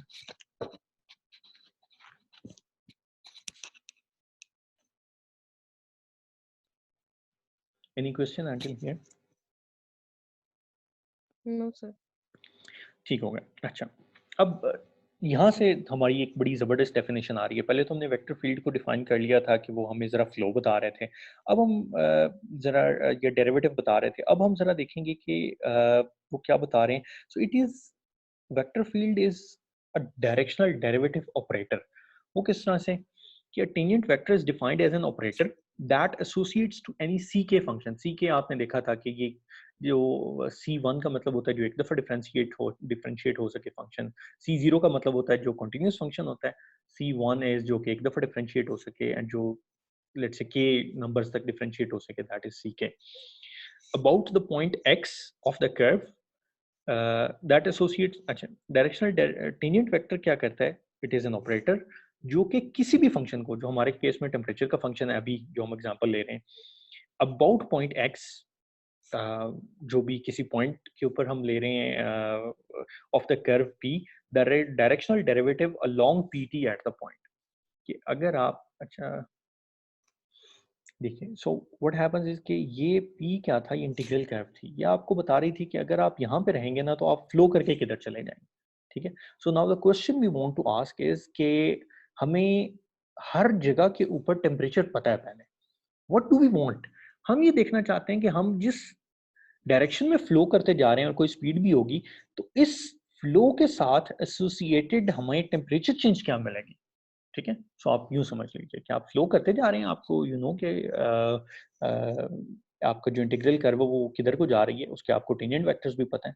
All you have to find out right now is कि आपको इस पाथ के ऊपर टेम्परेचर चेंज की क्या स्पीड मिलेगी, rate of change of temperature क्या होगा। एंड अगर आप देखें तो ये वही चीज़ है, D F over d T. उसको हमने यहाँ इस तरह से डिफाइन कर लिया कि vector field is nothing, it is just a directional derivative operator.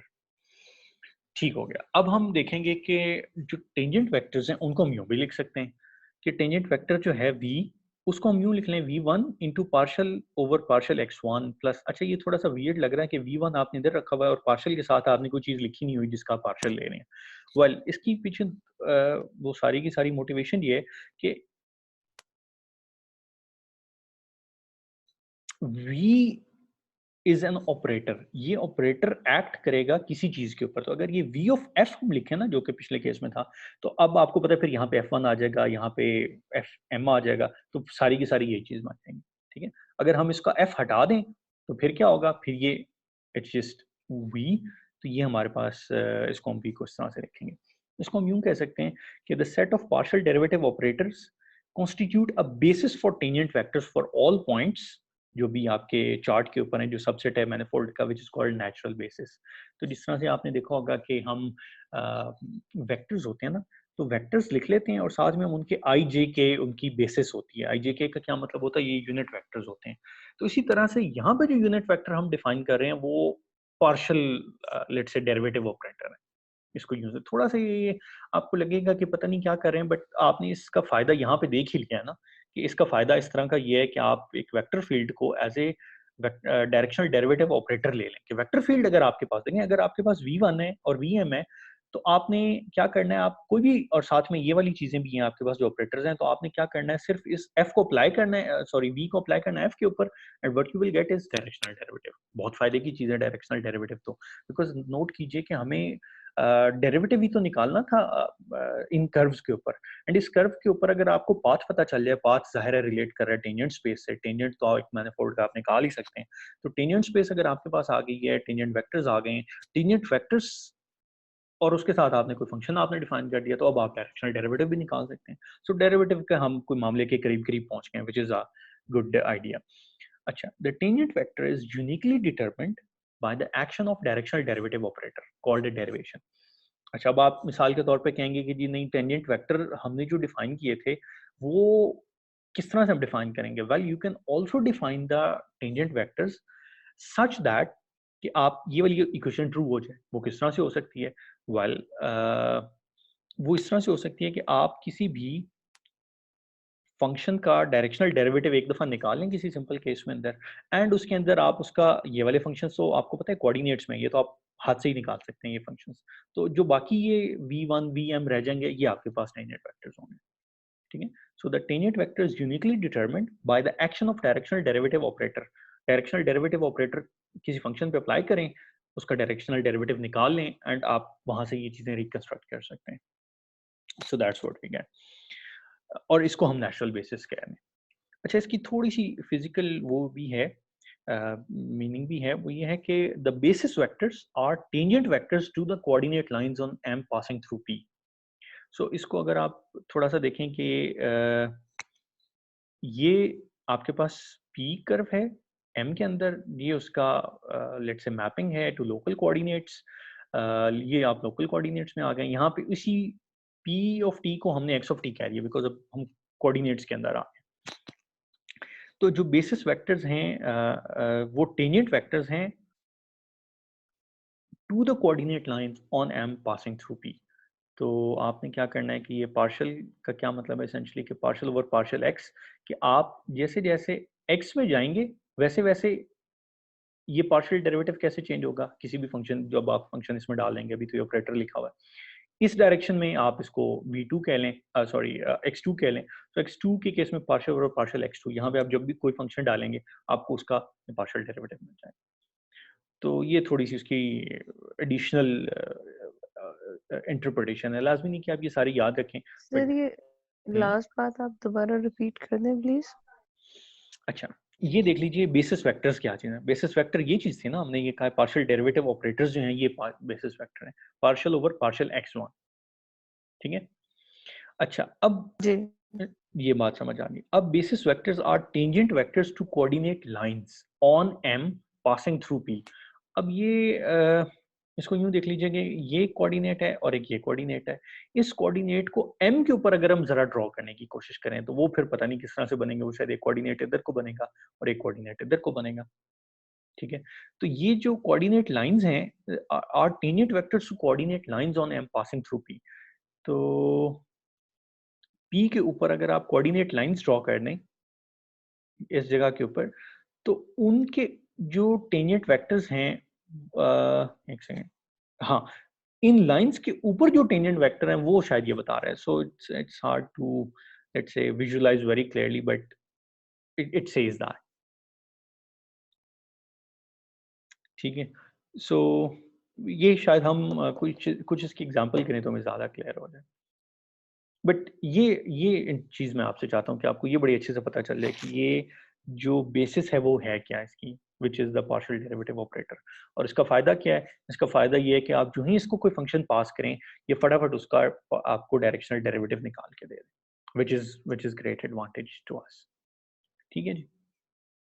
अच्छा, अब हम थोड़ा सा आगे चलते हैं और हमने अब डिफाइन कर लिया मैनिफोल्ड, और अब हमने साथ में डिफाइन कर लिया हुआ है tangent vector, let's say tangent space. तो अब हम क्या कर सकते हैं, union of all the tangent spaces to M is called tangent bundle and it is denoted by TM। पहले तो TPM लिखते थे, ये TXM लिखते थे अगर आप याद करें। तो now it is just called TM। ठीक है? टेंजेंट बंडल क्या चीज़ है, अब थोड़ा उसको देखते हैं। तो अगर आप याद कीजिए हमने क्या कहा था, हमने स्टेट स्पेस डिफाइन करते होते थे लीनियर सिस्टम्स में। स्टेट स्पेस क्या होता था? पोजीशंस एंड वेलोसिटीज, अगर आप याद करें स्टेट्स ही होती है ना किसी भी सिस्टम की, पोजीशन एंड वेलोसिटीज। अभी हमने जो मैनिफोल्ड डिफाइन किया, मैनिफोल्ड क्या है? Manifold is just set of positions. ठीक है, उसमें वेलोसिटीज नहीं है। वेलोसिटीज कहाँ से आएंगी? वेलोसिटीज उसकी टेंजेंट स्पेस से आ जाएंगी। तो अगर आप इन दोनों सेट्स का यूनियन ले लें, ठीक है, tangent space to m and the union of all tangent spaces to m is called the tangent bundle। तो आपने क्या करना है कि आपने p belonging to m के ऊपर आपने यूनियन ले लेना है tpm का, यानी कि आपने सारी की सारी टेंजेंट स्पेसेस ऐड कर लेनी है। अच्छा, टेंजेंट स्पेसेस जब आपने ऐड करनी है तो आपने सारी मिक्स नहीं कर देनी, आपने क्या करनी है, टेंजेंट स्पेस का ख्याल रखना है कि ये इस पॉइंट के ऊपर क्या टेंजेंट स्पेस है, उस पॉइंट के ऊपर क्या टेंजेंट स्पेस है, बिकॉज इट इज, इसका आपने भूल नहीं जाना कि पॉइंट क्या था। सो इट इज अ सेट, लेकिन उसके अंदर पॉइंट आपने याद रखना है कि किस पॉइंट के ऊपर क्या टेंजेंट, बिकॉज अदरवाइज तो मिक्स हो जाएंगे तो फिर तो फर्क ही पता नहीं चलेगा। इसकी भी आपको फिजिकली मैं एग्जांपल दिखाता हूँ अगली slide. The tangent bundle is a manifold with a dimension, जिसकी डायमेंशन क्या होगी टेंजेंट बंडल की, वाल it is simply the twice the dimension of manifold. कि एक मैनिफोल्ड की जो डायमेंशन है उसका जो टेंजेंट बंडल है उसकी उससे डबल होगी हमेशा डायमेंशन। अच्छा, वो इस तरह से समझ लीजिए कि वो पोजीशंस हैं जो मैनिफोल्ड है, और ये वेलोसिटीज जो हैं ये भी मिल जाएंगी जब उसमें, तो ज़ाहिर है आपकी जो वो है डबल हो जाएगी डायमेंशन। अब पॉइंट, अच्छा अब मुझे ये बताइए कि अर्थ के ऊपर, अर्थ जो है वो एक मैनिफोल्ड है, सफियर है, तो उसके ऊपर जो एक टेंजेंट प्लेन है उसकी डायमेंशन भी आपको पता है कि वो 2 है। तो आप मुझे बताइए कि अर्थ का जो ऊपर मूव करने का, किसी एक पॉइंट के मूव करने का जो टेंजेंट बंडल है उसकी डायमेंशन क्या होगी?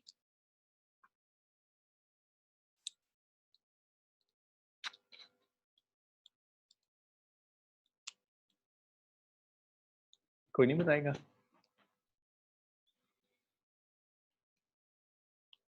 चलिए हम शुरू करते हैं। सफ़ियर की क्या है, जो सफ़ियर जो हमारा मैनिफोल्ड है अर्थ, उसका मैनिफोल्ड की डायमेंशन क्या है? कितने कोऑर्डिनेट्स चाहिए आपको उस मैनिफोल्ड के ऊपर, अगर आपने डिफाइन करनी हो अपनी मोशन, कितनी डायरेक्शंस बनती हैं मैनिफोल्ड के अंदर?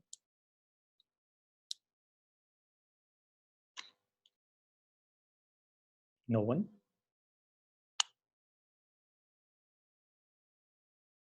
चलिए मैनिफोल्ड के ऊपर ये देख लें कि सर मैं आपको चैट में रिप्लाई कर रही हूँ। किस में रिप्लाई करें, सॉरी? चैट में मैसेज। अच्छा अच्छा, ओके मैंने अभी देखा। So it is 2 dimensional, yes. अच्छा, ये कार्टेशियन 3 डायमेंशन नहीं है, and the reason is because अच्छा, कार्टेशियन में तो आप 3 डायमेंशन ले सकते हैं, लेकिन मैनिफोल्ड की डायमेंशन 2 ही है। वो इस तरह से कि आप किसी भी पॉइंट के ऊपर आप या सीधा जा सकते हैं या राइटवर्ड्स जा सकते हैं, या इसका ऑफ कोर्स अपोजिट डायरेक्शन में। So you can move in a plane, earth के ऊपर किसी भी पॉइंट पे आप मूव करेंगे, you will always move in a plane.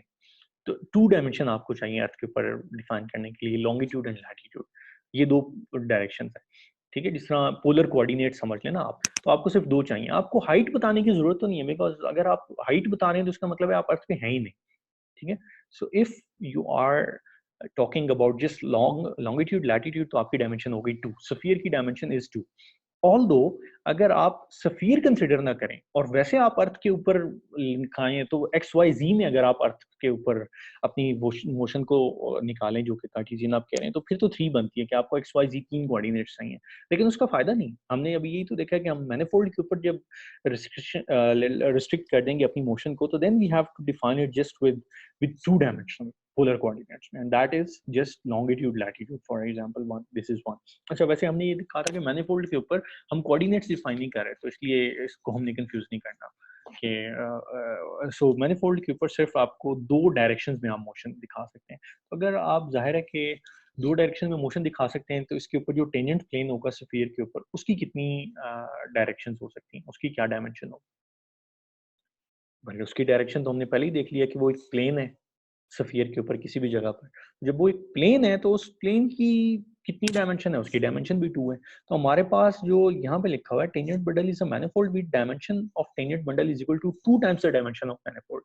तो हमारे पास जो मैनिफोल्ड है उसकी डायमेंशन हमारे पास डबल हो गई। जाहिर है कि लेट्स से मैनिफोल्ड की डायमेंशन का ट्वाइस करेंगे तो आपको डायमेंशन ऑफ टेंजेंट बंडल मिल जाएगी। ठीक है, टेंजेंट बंडल में अब दोनों चीजें हैं, पोजीशंस भी हैं, वेलोसिटीज भी। A point in tangent bundle is a pair with x and v. So x is position, v is velocity, with x belonging to manifold and v belonging to tangent space at x. अच्छा, अब हम कह लेते हैं मिसाल के तौर पे कि x से लेके xm तक आपके लोकल कोऑर्डिनेट्स थे m में, एंड v1 से लेके vm तक जो आपके कंपोनेंट्स थे टेंजेंट वेक्टर के in natural coordinate system on txm। तो फिर हमारा जो लोकल कोऑर्डिनेट्स हैं ऑन टेंजेंट मैनिफोल्ड वो क्या बन जाएगा? ऑफ कोर्स इन सारों को कंबाइन कर लें तो आपको क्या मिल जाएगा? x से लेके x1 तक xm तक, एंड देन x1 डॉट से लेके xm डॉट तक। तो बेसिकली यही बात हो गई कि ये पोजीशंस हैं, ये उनकी वेलोसिटी है, सो नथिंग मोर। अभी एक एग्जांपल आपके सामने आएगी। अच्छा, उससे पहले कुछ हम कमेंट्स कर लें, फिर एग्जांपल लेके आते हैं। सो मैकेनिकल सिस्टम इज, ये चलिए पहले एग्जांपल कर लेते हैं, फिर हम इस स्लाइड पे वापस आ जाते हैं। सॉरी, वो स्लाइड कहीं गुम हो गया। चलिए अच्छा इस पे आ जाता है। So, a mechanical system is a collection of mass particles which intersect through physical constraints or forces. तो अगर आप देखिए मैकेनिकल सिस्टम के अंदर मैकेनिकल सिस्टम क्या होता है? मैकेनिकल सिस्टम इज समथिंग जिसमें मैकेनिक्स अप्लाई होती है। Mechanics is forces, torques, positions, angles and everything. तो मैकेनिकल सिस्टम में हो सकता है आपके पास 6 मैसेज हो सकता है उसमें कुछ कंस्ट्रेंट्स लगे हुए हो सकता है कुछ हो। तो उसका क्या मतलब होता है? Well, even if you don't know a lot about mechanics तो डोंट वरी, ये बड़ी सिंपल सी चीज़ है जो हम अभी डिस्कस करें। सो आप यूँ समझ सकते हैं कि एक अगर पार्टिकल हो, एक सेकेंड जी, so if we have a very let's say tiny particle जो कि मूव कर सकता है इन वन डायरेक्शन, तो हम उसके जो स्टेट स्पेस है उसको किस तरह से लिखेंगे? So if a particle can move on this direction just, तो हम इसको एक इसकी जो स्टेट स्पेस है वो एक हम प्लेन में लिख सकते हैं ना, बिकॉज इसकी पोजीशन भी है, वेलोसिटीज भी। एक्स एक्सिस पे हम उसकी पोजीशन लिख लेंगे, वाई एक्सिस पे हम उसकी वेलोसिटीज लिख लेंगे। ये तो हो गया ठीक। So what about to message? ठीक है, अगर वो कंबाइंड हैं या अलग हैं जिस तरह से भी, तो दो मैसेज के लिए हमें क्या चाहिए कि हमें 4 डायमेंशनल स्टेट स्पेस चाहिए होगी। अगर हम 6 मैसेज लेंगे तो हमें 12 डायमेंशनल स्टेट स्पेस चाहिए होगी। ये तो बड़ी सिंपल है। अच्छा, ये हो सकता है कि वो आपस में कंस्ट्रेंट हो। कंस्ट्रेंट का मतलब है एक पे फोर्स लगे तो वो दूसरे पे भी लगा दे, क्योंकि वो उसके साथ बंधा हुआ है, तो वो डिवाइड कर लेंगे, मतलब फोर्स तो दोनों पे लगेगी, बट इनर्शिया उनका फिर उसके हिसाब से उसकी मोशन चलेगी। सो A mechanical system is a collection of mass particles. इसको आप इस तरह से लिख सकते हैं कि इन जनरल जितने भी masses हों और जो भी उनमें constraints हों and all that, उसको आप mass particles समझ सकते हैं which interact through physical constraints or forces. अच्छा, अब आगे चलते हैं। A configuration is a specification of position for each of its constituent particles. तो अब हमने जो manifold define किया था वो असल में configuration space थी। हमने कहा था कि हमारे system की कितने different कॉन्फ़िगरेशंस हो सकती हैं, ये कितने डिफरेंट पोजीशंस हो सकती हैं। वो बस पोजीशन है कि हर पार्टिकल की क्या पोजीशन हो सकती है। The configuration space is a set M of elements such that any configuration of system corresponds to a unique point and each point in M corresponds to a unique configuration. ये बस 1-to-1 ratio है कि आप configuration space और manifold directly link होने चाहिए। ये ना हो कि आप कि manifold जो आगे से कॉन्फ़िगरेशन बताए वो एक मैनिफोल्ड के ऊपर एक पोजीशन के अगेंस्ट दो कॉन्फ़िगरेशन एलिमेंट्स हो, कॉन्फ़िगरेशन स्पेसेस हों, या एक कॉन्फ़िगरेशन स्पेस के अगेंस्ट आपके मैनिफोल्ड पे दो पॉइंट्स हों। तो ये तो ऑफ कोर्स अननेचुरल सी चीज़ है। So the corresponding should be 1 and 1-to-1. The configuration space of a mechanical system is a differentiable manifold called configuration manifold. जाहिर है कि मैनिफोल्ड मैकेनिकल सिस्टम का जब होगा तो हम उसको यूजुअली कॉन्फ़िगरेशन मैनिफोल्ड कहते हैं, बिकॉज वो डिफरेंशियल तो हो गई, उस पे आप डेरिवेटिव्स वगैरह निकाल सकते हैं। Any system of local coordinates q on configuration manifold are called generalized coordinates. आप में से जो लोग एमएस में डायनामिक्स वगैरह का कोर्स लेंगे तो यू विल सी के कोऑर्डिनेट्स की बात नहीं होती, जनरलाइज्ड कोऑर्डिनेट्स की बात होती है, बिकॉज वो लोकल कोऑर्डिनेट्स होते हैं एंड कॉन्फ़िगरेशन मैनिफोल्ड्स के ऊपर। तो आप कई डिफरेंट टाइप के जनरलाइज्ड कोऑर्डिनेट्स ले सकते हैं। इसी तरह जो q की डॉट होता है, q डॉट, उसको हम जनरलाइज्ड वेलोसिटीज कहते हैं, बिकॉज वो एलिमेंट्स होते हैं टेंजेंट स्पेस टू m, वो tqm होते हैं। अच्छा, अब टेंजेंट स्पेस क्या होती है, सॉरी, अब स्टेट स्पेस क्या होगी? जाहिर है कि जिस तरह हमने टेंजेंट बंडल कहा है, तो यही टेंजेंट बंडल आपकी स्टेट स्पेस होगी। जो इसके लोकल कोऑर्डिनेट्स भी हो सकते हैं, क्यू एंड क्यू डॉट। तो अब यहाँ पे मेरे पास एक वो थी डायग्राम थी जो कि नहीं है, लेकिन मैं आपको कोशिश करता हूँ कि ज़रा अगर ड्रॉ कर सकूँ समहाउ, तो I'll try to do that here.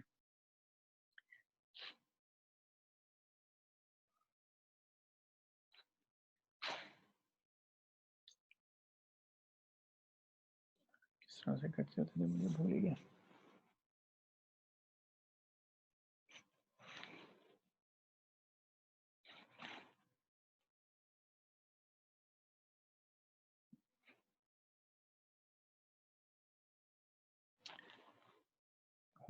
चलिए उसमें अगर आप सिर्फ ये याद कर लीजिए कि जो एक पेंडुलम है उसकी कॉन्फ़िगरेशन मैनिफोल्ड क्या होगा।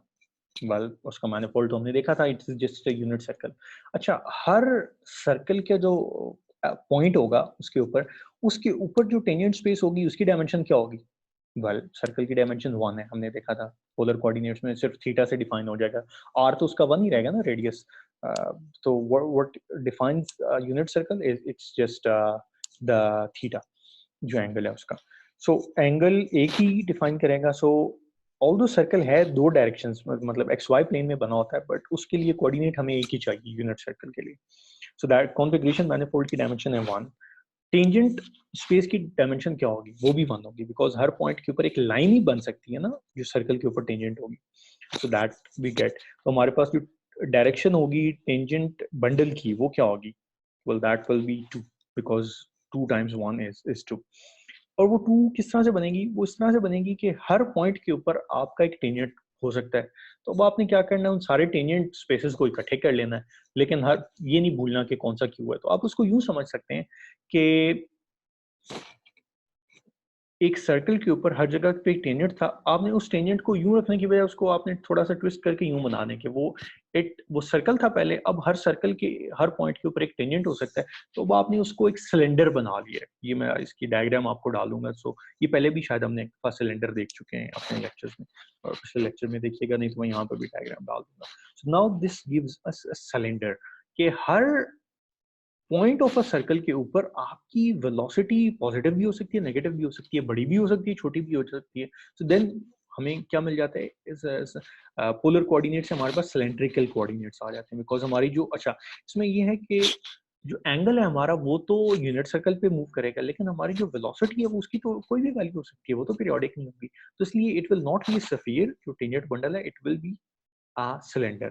सिलेंडर क्या है, so basically at each point of a circle, unit circle, you just you can have any velocity। तो उसको अगर आप रिप्रेजेंट करने की कोशिश करेंगे ज्योमेट्री में, तो you will get a cylinder.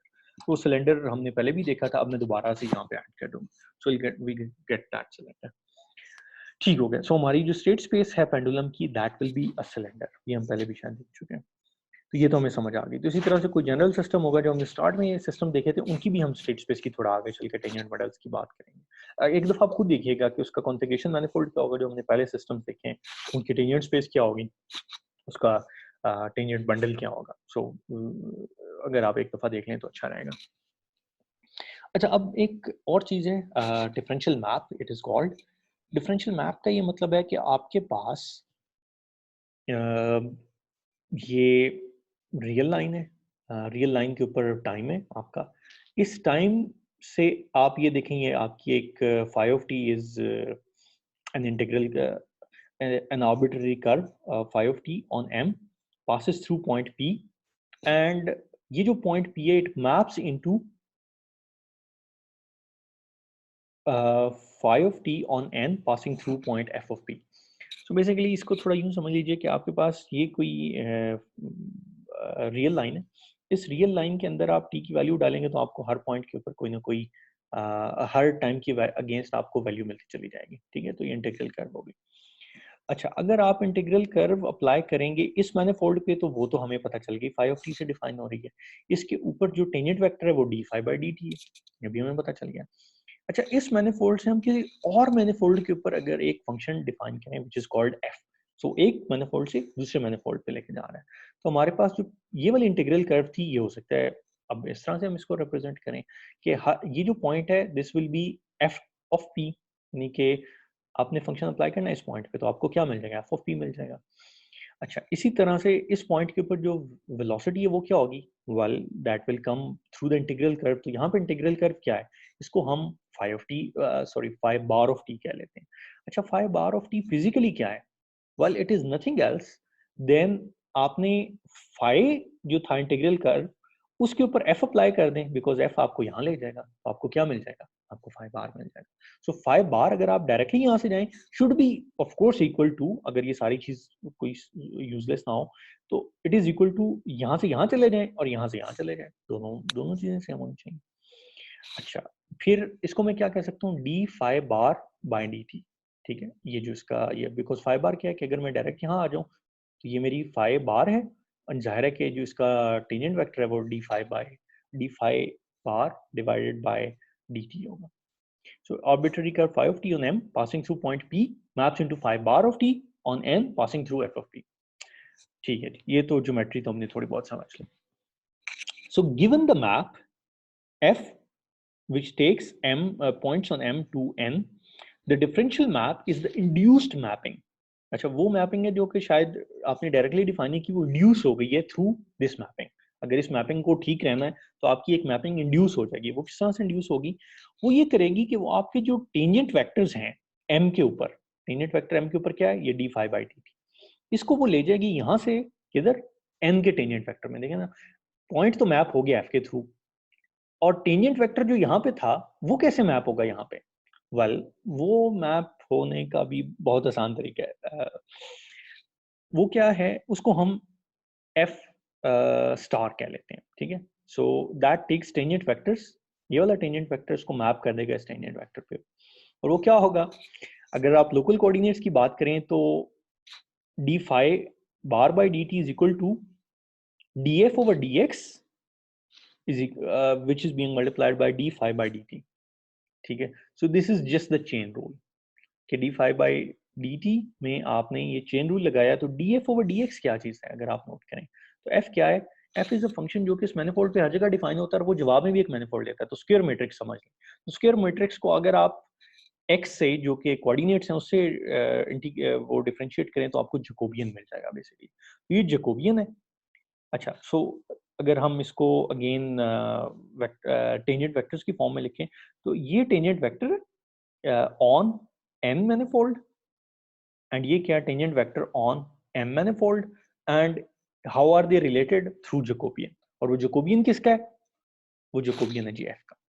ठीक है, so it is hardly anything hard, थोड़ी सी थोड़ी सी ज्योमेट्रिक सी चीज़ है। इसका हमें फ़ायदा असल में ये हो जाता है कि मिसाल के तौर पे कि आपने एक मैनिफोल्ड डिफाइन किया, दूसरा मैनिफोल्ड डिफाइन किया, उनके बीच में फंक्शन है, तो आपने इस पॉइंट को इस पॉइंट पे लाना है तो फंक्शन अप्लाई कर दें। लेकिन अगर आपने टेंजेंट, यानी कि आपके पास देखें दो मैनिफोल्ड थे, उसके ऊपर इसकी पोजीशन, यहाँ से पोजीशन आपने निकाल ली, लेकिन अगर आप निकालना चाहते हैं इसकी वेलोसिटी और इसकी वेलोसिटी, तो आपके पास ये वाली वेलोसिटी आप ये निकालना चाहते हैं, तो आप कैसे करेंगे, वेल आप अगर लोकल कोऑर्डिनेट्स में आएंगे तो सिंपल चेन रूल से आपको आंसर मिल जाएगा, and the chain rule is that कि आपने इस एफ का जैकोबियन ले लेना, तो वो आपको बता देगा कि ये वाला जो कोऑर्डिनेट है, ये वाला जो टेंजेंट वेक्टर है वो किस टेंजेंट वेक्टर से मैप होगा जाके। ठीक है, इसको हम डिफरेंशियल मैप कहते हैं। सो अच्छा, इसको पुश फॉरवर्ड भी कहते हैं, बट उसको हम आगे चल के देख लेंगे। So for now it is called differential map. अब हम वेक्टर फील्ड को थोड़ा सा देखें कि वेक्टर फील्ड क्या है। Vector field V on M is a map which assigns to each point P on M a tangent vector। ठीक है, वेक्टर फील्ड जो हमने बिल्कुल स्टार्ट में देखा था उसको अब हम थोड़ा सा अच्छे से देखें। ये गेन मैंने आपको बताया था, दो कन्वेंशन है, TPM और TMP। बुक जिसको हम फॉलो करें वो TMP लेके चलता है, अदरवाइज ज्यादा बुक्स में TPM। It's a CK vector field of course कि अगर there exists local coordinate such that the components जो कि हैं इस vector field के वो CK function हो for each point in the local coordinate। ठीक है, तो बेसिकली आपका जो वेक्टर फील्ड है उसको आप डिफरेंशिएट डायरेक्टली वहां पे तो शायद आपको करना मुश्किल ही हो, तो आपने क्या करना है, आप हमेशा उसको लोकल कोऑर्डिनेट्स में लाकर डिफरेंशिएट करते हैं। तो जब लोकल कोऑर्डिनेट्स में लाएंगे तो उसको जितने ऑर्डर तक आप डिफरेंशिएट कर सकें और वो इन्फिनिट ना हो जाए, तो उतने वो CK हो जाएगा आपका फंक्शन। ठीक है, the vector field in local coordinate is, उसको आप यूं लिख सकते हैं कि ये v1 ऑफ x है, v2 ऑफ x है, vn या m जितना भी आप, मेरा ख्याल है m हम कंसिस्टेंट रहते हैं, तो vm ऑफ x तक है। तो ये वेक्टर फील्ड है आपका लोकल कोऑर्डिनेट्स में। आपको याद होगा हमने वेक्टर फील्ड को एज ए वो ऑपरेटर हमने उसको देखा था कि वो डायरेक्शनल डेरिवेटिव ऑपरेटर के तौर पे यूज करता है। Excuse me. ठीक हो गया जी। So integral curve in local coordinates, the image of the integral curve x satisfies the ODE. ये हमारी लास्ट स्लाइड है, so we are just finishing for today. So in local coordinates, the image of the integral curve x of t is equal to, ये phi क्या है? Well, this is the phi, this map, and ये वाला phi क्या है? Well, ये वाला phi वो है जो हम जिसको इंटीग्रल कर्व कह रहे हैं। So आपने बेसिकली क्या किया है, आपने आपके पास इंटीग्रल कर्व है ये वाली, ठीक है। सो आप टाइम डालेंगे तो आपको इंटीग्रल कर्व मिल जाएगी यहाँ पे फाई ऑफ टी। इसके ऊपर अगर आप ये, अच्छा ये जो सर्कल का निशान है, ये कंपोजिशन ऑफ मैप को शो कर रहा है कि आपने पहले ये वाला फंक्शन लगा दिया, ये वाली मैपिंग लगा दी है, उसके बाद ये वाली मैपिंग लगा दी। सो पहले आपने ये वाली मैपिंग लगाई है तो आपको क्या मिल गया, आपको ये इंटीग्रल कर्व मिल गई है पी ऑफ टी। जब आप यानी फाई ऑफ टी आपने लगाया तो आपको पी ऑफ टी मिल गया। जब आपने पी ऑफ टी के ऊपर ये वाला फाई जो वेरिएशन ऑफ फाई है ये लगाई, इसलिए मैं आई एम सॉरी ये सिंपल कंफ्यूजिंग है, but this phi is the mapping between let's say it's the coordinate the mapping to local coordinates, और जो दूसरा ये वाला फाई है जो स्टैंडर्ड फाई है, that is the integral curve. अच्छा जी, तो इंटीग्रल कर्व आपने लगाया तो आपको पी ऑफ टी मिल गया, पी ऑफ टी के ऊपर आपने फाई वेरिएशन ऑफ फाई लगा दिया तो आपको क्या मिल जाएगा, आपको एक्स ऑफ टी मिल जाएगा। तो आपकी जो ओडी है वो क्या होनी चाहिए, d x over d T is equal to v of x, ठीक है। सो इसका क्या मतलब है कि आपका लोकल कोऑर्डिनेट्स में rate of change of coordinates is equal to v times x, sorry v of x, यानी हर पॉइंट के ऊपर आप वेक्टर फील्ड लेंगे तो वो आपको क्या बताएगा, वो आपको ये बताएगा कि आप किस डायरेक्शन में वो आपको सॉरी वेलोसिटी बताएगा, ठीक है। ये वेलोसिटी एंड लोकल कोऑर्डिनेट्स, तो वेलोसिटी तो ये dx ओवर dt भी यही चीज है। So it's just the definition, ये dx by dt जो वेलोसिटी है that is equal to the vector field, because ये वेक्टर फील्ड हमें वेलोसिटी बता रहा है। तो मेरा ख्याल है यहाँ पे हम रुकते हैं। कोई क्वेश्चन हो तो मेरे से अभी पूछ लें, बाकी कुछ हम अगली दफ़ा बात कर लेंगे। अच्छा वो जो गूगल ड्राइव का फोल्डर है उसका लिंक काइंडली मेरे से शेयर कर दें, मुझे उसमें इनवाइट कर लें ताकि मैं उसमें ये चीज़ें डालता रहूँ, उसमें और कुछ चीज़ें वो भी मैं आपको डाल दूँगा। इस लेक्चर को मैं ज़रा यूट्यूब पर डाल दूँगा, फिर मैं आपको इसका लिंक वगैरह भेज दूँगा। सो यहाँ से हम नेक्स्ट टाइम कंटिन्यू कर लेंगे, होपफुली ऑन थर्सडे या फ्राइडे या इस तरह किसी दिन करेंगे। अभी तक टेंटेटिवली मैंने थर्सडे का रखा हुआ। अच्छा ये अभी हमने ये टाइम रखा हुआ बिकॉज दिस इज आफ्टरनून, सारे लोग यूजुअली इस टाइम फ्री होते हैं, लेकिन रोज़ों में शायद ये टाइम काफ़ी हार्ड हो जाएगा, तो हम फिर ये करेंगे कि हम इसको कहीं नाइट टाइम में शिफ्ट कर देंगे, समथिंग बिटवीन 10 to 11:30 और समथिंग लाइक दैट, बिकॉज उस टाइम भी यूजुअली लोग खाना वाना खा के और नमाज वगैरह पढ़ के, रोज़ों में ही, गर्मियों के रोज़ों में तो यूजुअली लोग लेडीज होते हैं, तो इसलिए हम उस टाइम पे कर लेंगे। Again if you can attend the lecture you can ask questions and everything, but otherwise you can watch it on YouTube after that. तो ये लेक्चर अभी तो शायद मैंने आपको छोटी सी असाइनमेंट दी है कि आपने वो दो जो सिस्टम्स हैं उनके आपने manifold configuration manifold sorry configuration manifold कहेंगे क्योंकि मैकेनिकल सिस्टम्स हैं, और उनका टेंजेंट वेक्टर और टेंजेंट बंडल का ज़रा सोचना है कि वो क्या होगा। अच्छा बाय द वे वो लाजमी नहीं कि आप वो शक्ल ड्रॉ कर सकें, आपको लिख के बता देना चाहिए कि this is let's say unit circle into R square या इनटू आर क्यूब, या इस तरह से ये unit circle into unit circle into unit circle. Because अगर आप देखें तो वो जो हमने बात की थी डोनट की, तो डोनट को हम क्या कहेंगे मैथमेटिकली, उसको हम डोनट तो नहीं लिखेंगे, उसका टेंजेंट जो उसका सॉरी जो कॉन्फ़िगरेशन मैनिफोल्ड है उसको हम लिखेंगे S1 इंटू S1, बिकॉज वो दो यूनिट सर्कल्स इंडिपेंडेंटली अगर आप उनकी वो स्पेस को मिला दें तो what you will get is you will get that. तो इस तरह से हमें मैथमेटिकली लिखने के काबिल होना चाहिए इन टेंजेंट इन कॉन्फ़िगरेशन मैनिफोल्ड्स को, उनके टेंजेंट बंडल्स को, ऑल दैट। उस पे आप थोड़ा सा इन दो सिस्टम्स के कॉन्फ़िगरेशन मैनिफोल्ड को सोच लीजिएगा, यहाँ तक एक दफ़ा पढ़ लें, फिर हम अगली दफ़ा यहाँ से ऑनवर्ड स्टार्ट कर देंगे इंशाल्लाह। कोई क्वेश्चन हो तो मुझे अभी पूछ लें, otherwise you can ask me next time. जी कोई क्वेश्चन है तो I am here for a couple of minutes. तो मैं वाले क्वेश्चंस अगले सेशन में कर लेते हैं। चलो ठीक है, अगले सेशन में कर लेंगे इंशाल्लाह। और किसी का कोई क्वेश्चन? No sir. थक तो नहीं गए बहुत ज्यादा? No sir. नहीं सर। परेशान तो नहीं हुए? नहीं नहीं सर। हाँ, ये असल में आप देखें तो डिफरेंशियल ज्योमेट्री इसको इसीलिए कहते हैं बिकॉज जो डेरिवेटिव्स की जो ज्योमेट्री है ना थोड़ी बहुत वो हम डिस्कस कर रहे हैं। ये आपने वैसे देखा होगा, इसकी कुछ चीज़ें तो आपने एफएससी में भी इवन की होंगी, ये इतनी बेसिक चीज़ें हैं। कुछ चीज़ें थोड़ी सी एडवांस्ड हैं, थोड़ी सी फिजिकल है, मैकेनिक्स को हम रिलेट कर रहे हैं, बट इसका फ़ायदा बहुत ज़्यादा होगा। आपने जो सिस्टम्स देखें वो आप इन टूल्स के बगैर डील ही नहीं कर सकते। सो जैसे मैंने आपको बड़ी सिंपल एग्जाम्पल बताई थी कि if someone has a spacecraft in the orbit और वो कहते हैं जी हमारा एक थ्रस्टर का सेट फेल हो गया, कैन वी डू समथिंग? तो जो इंजीनियर जिसने लीनियर कंट्रोल पढ़े होगा वो कहेगा नहीं जी आप पागल हो गए हैं, कैसे कर सकते हैं? But someone who has studied this geometric non linear control वो कहेगा जी मैं आपको जरा आंसर देता हूँ। इनफैक्ट आंसर काफी पुराना बुक्स में मौजूद है, लेकिन उन बुक्स को पढ़ने के लिए थोड़ी सी ये लैंग्वेज आनी चाहिए, तो इसलिए हम थोड़ा थोड़ा साथ साथ ये लैंग्वेज भी कर रहे हैं। But we will do a lot of examples, तो उससे आपको चीजें इंशाल्लाह समझ आ जाएंगी। ठीक है, तो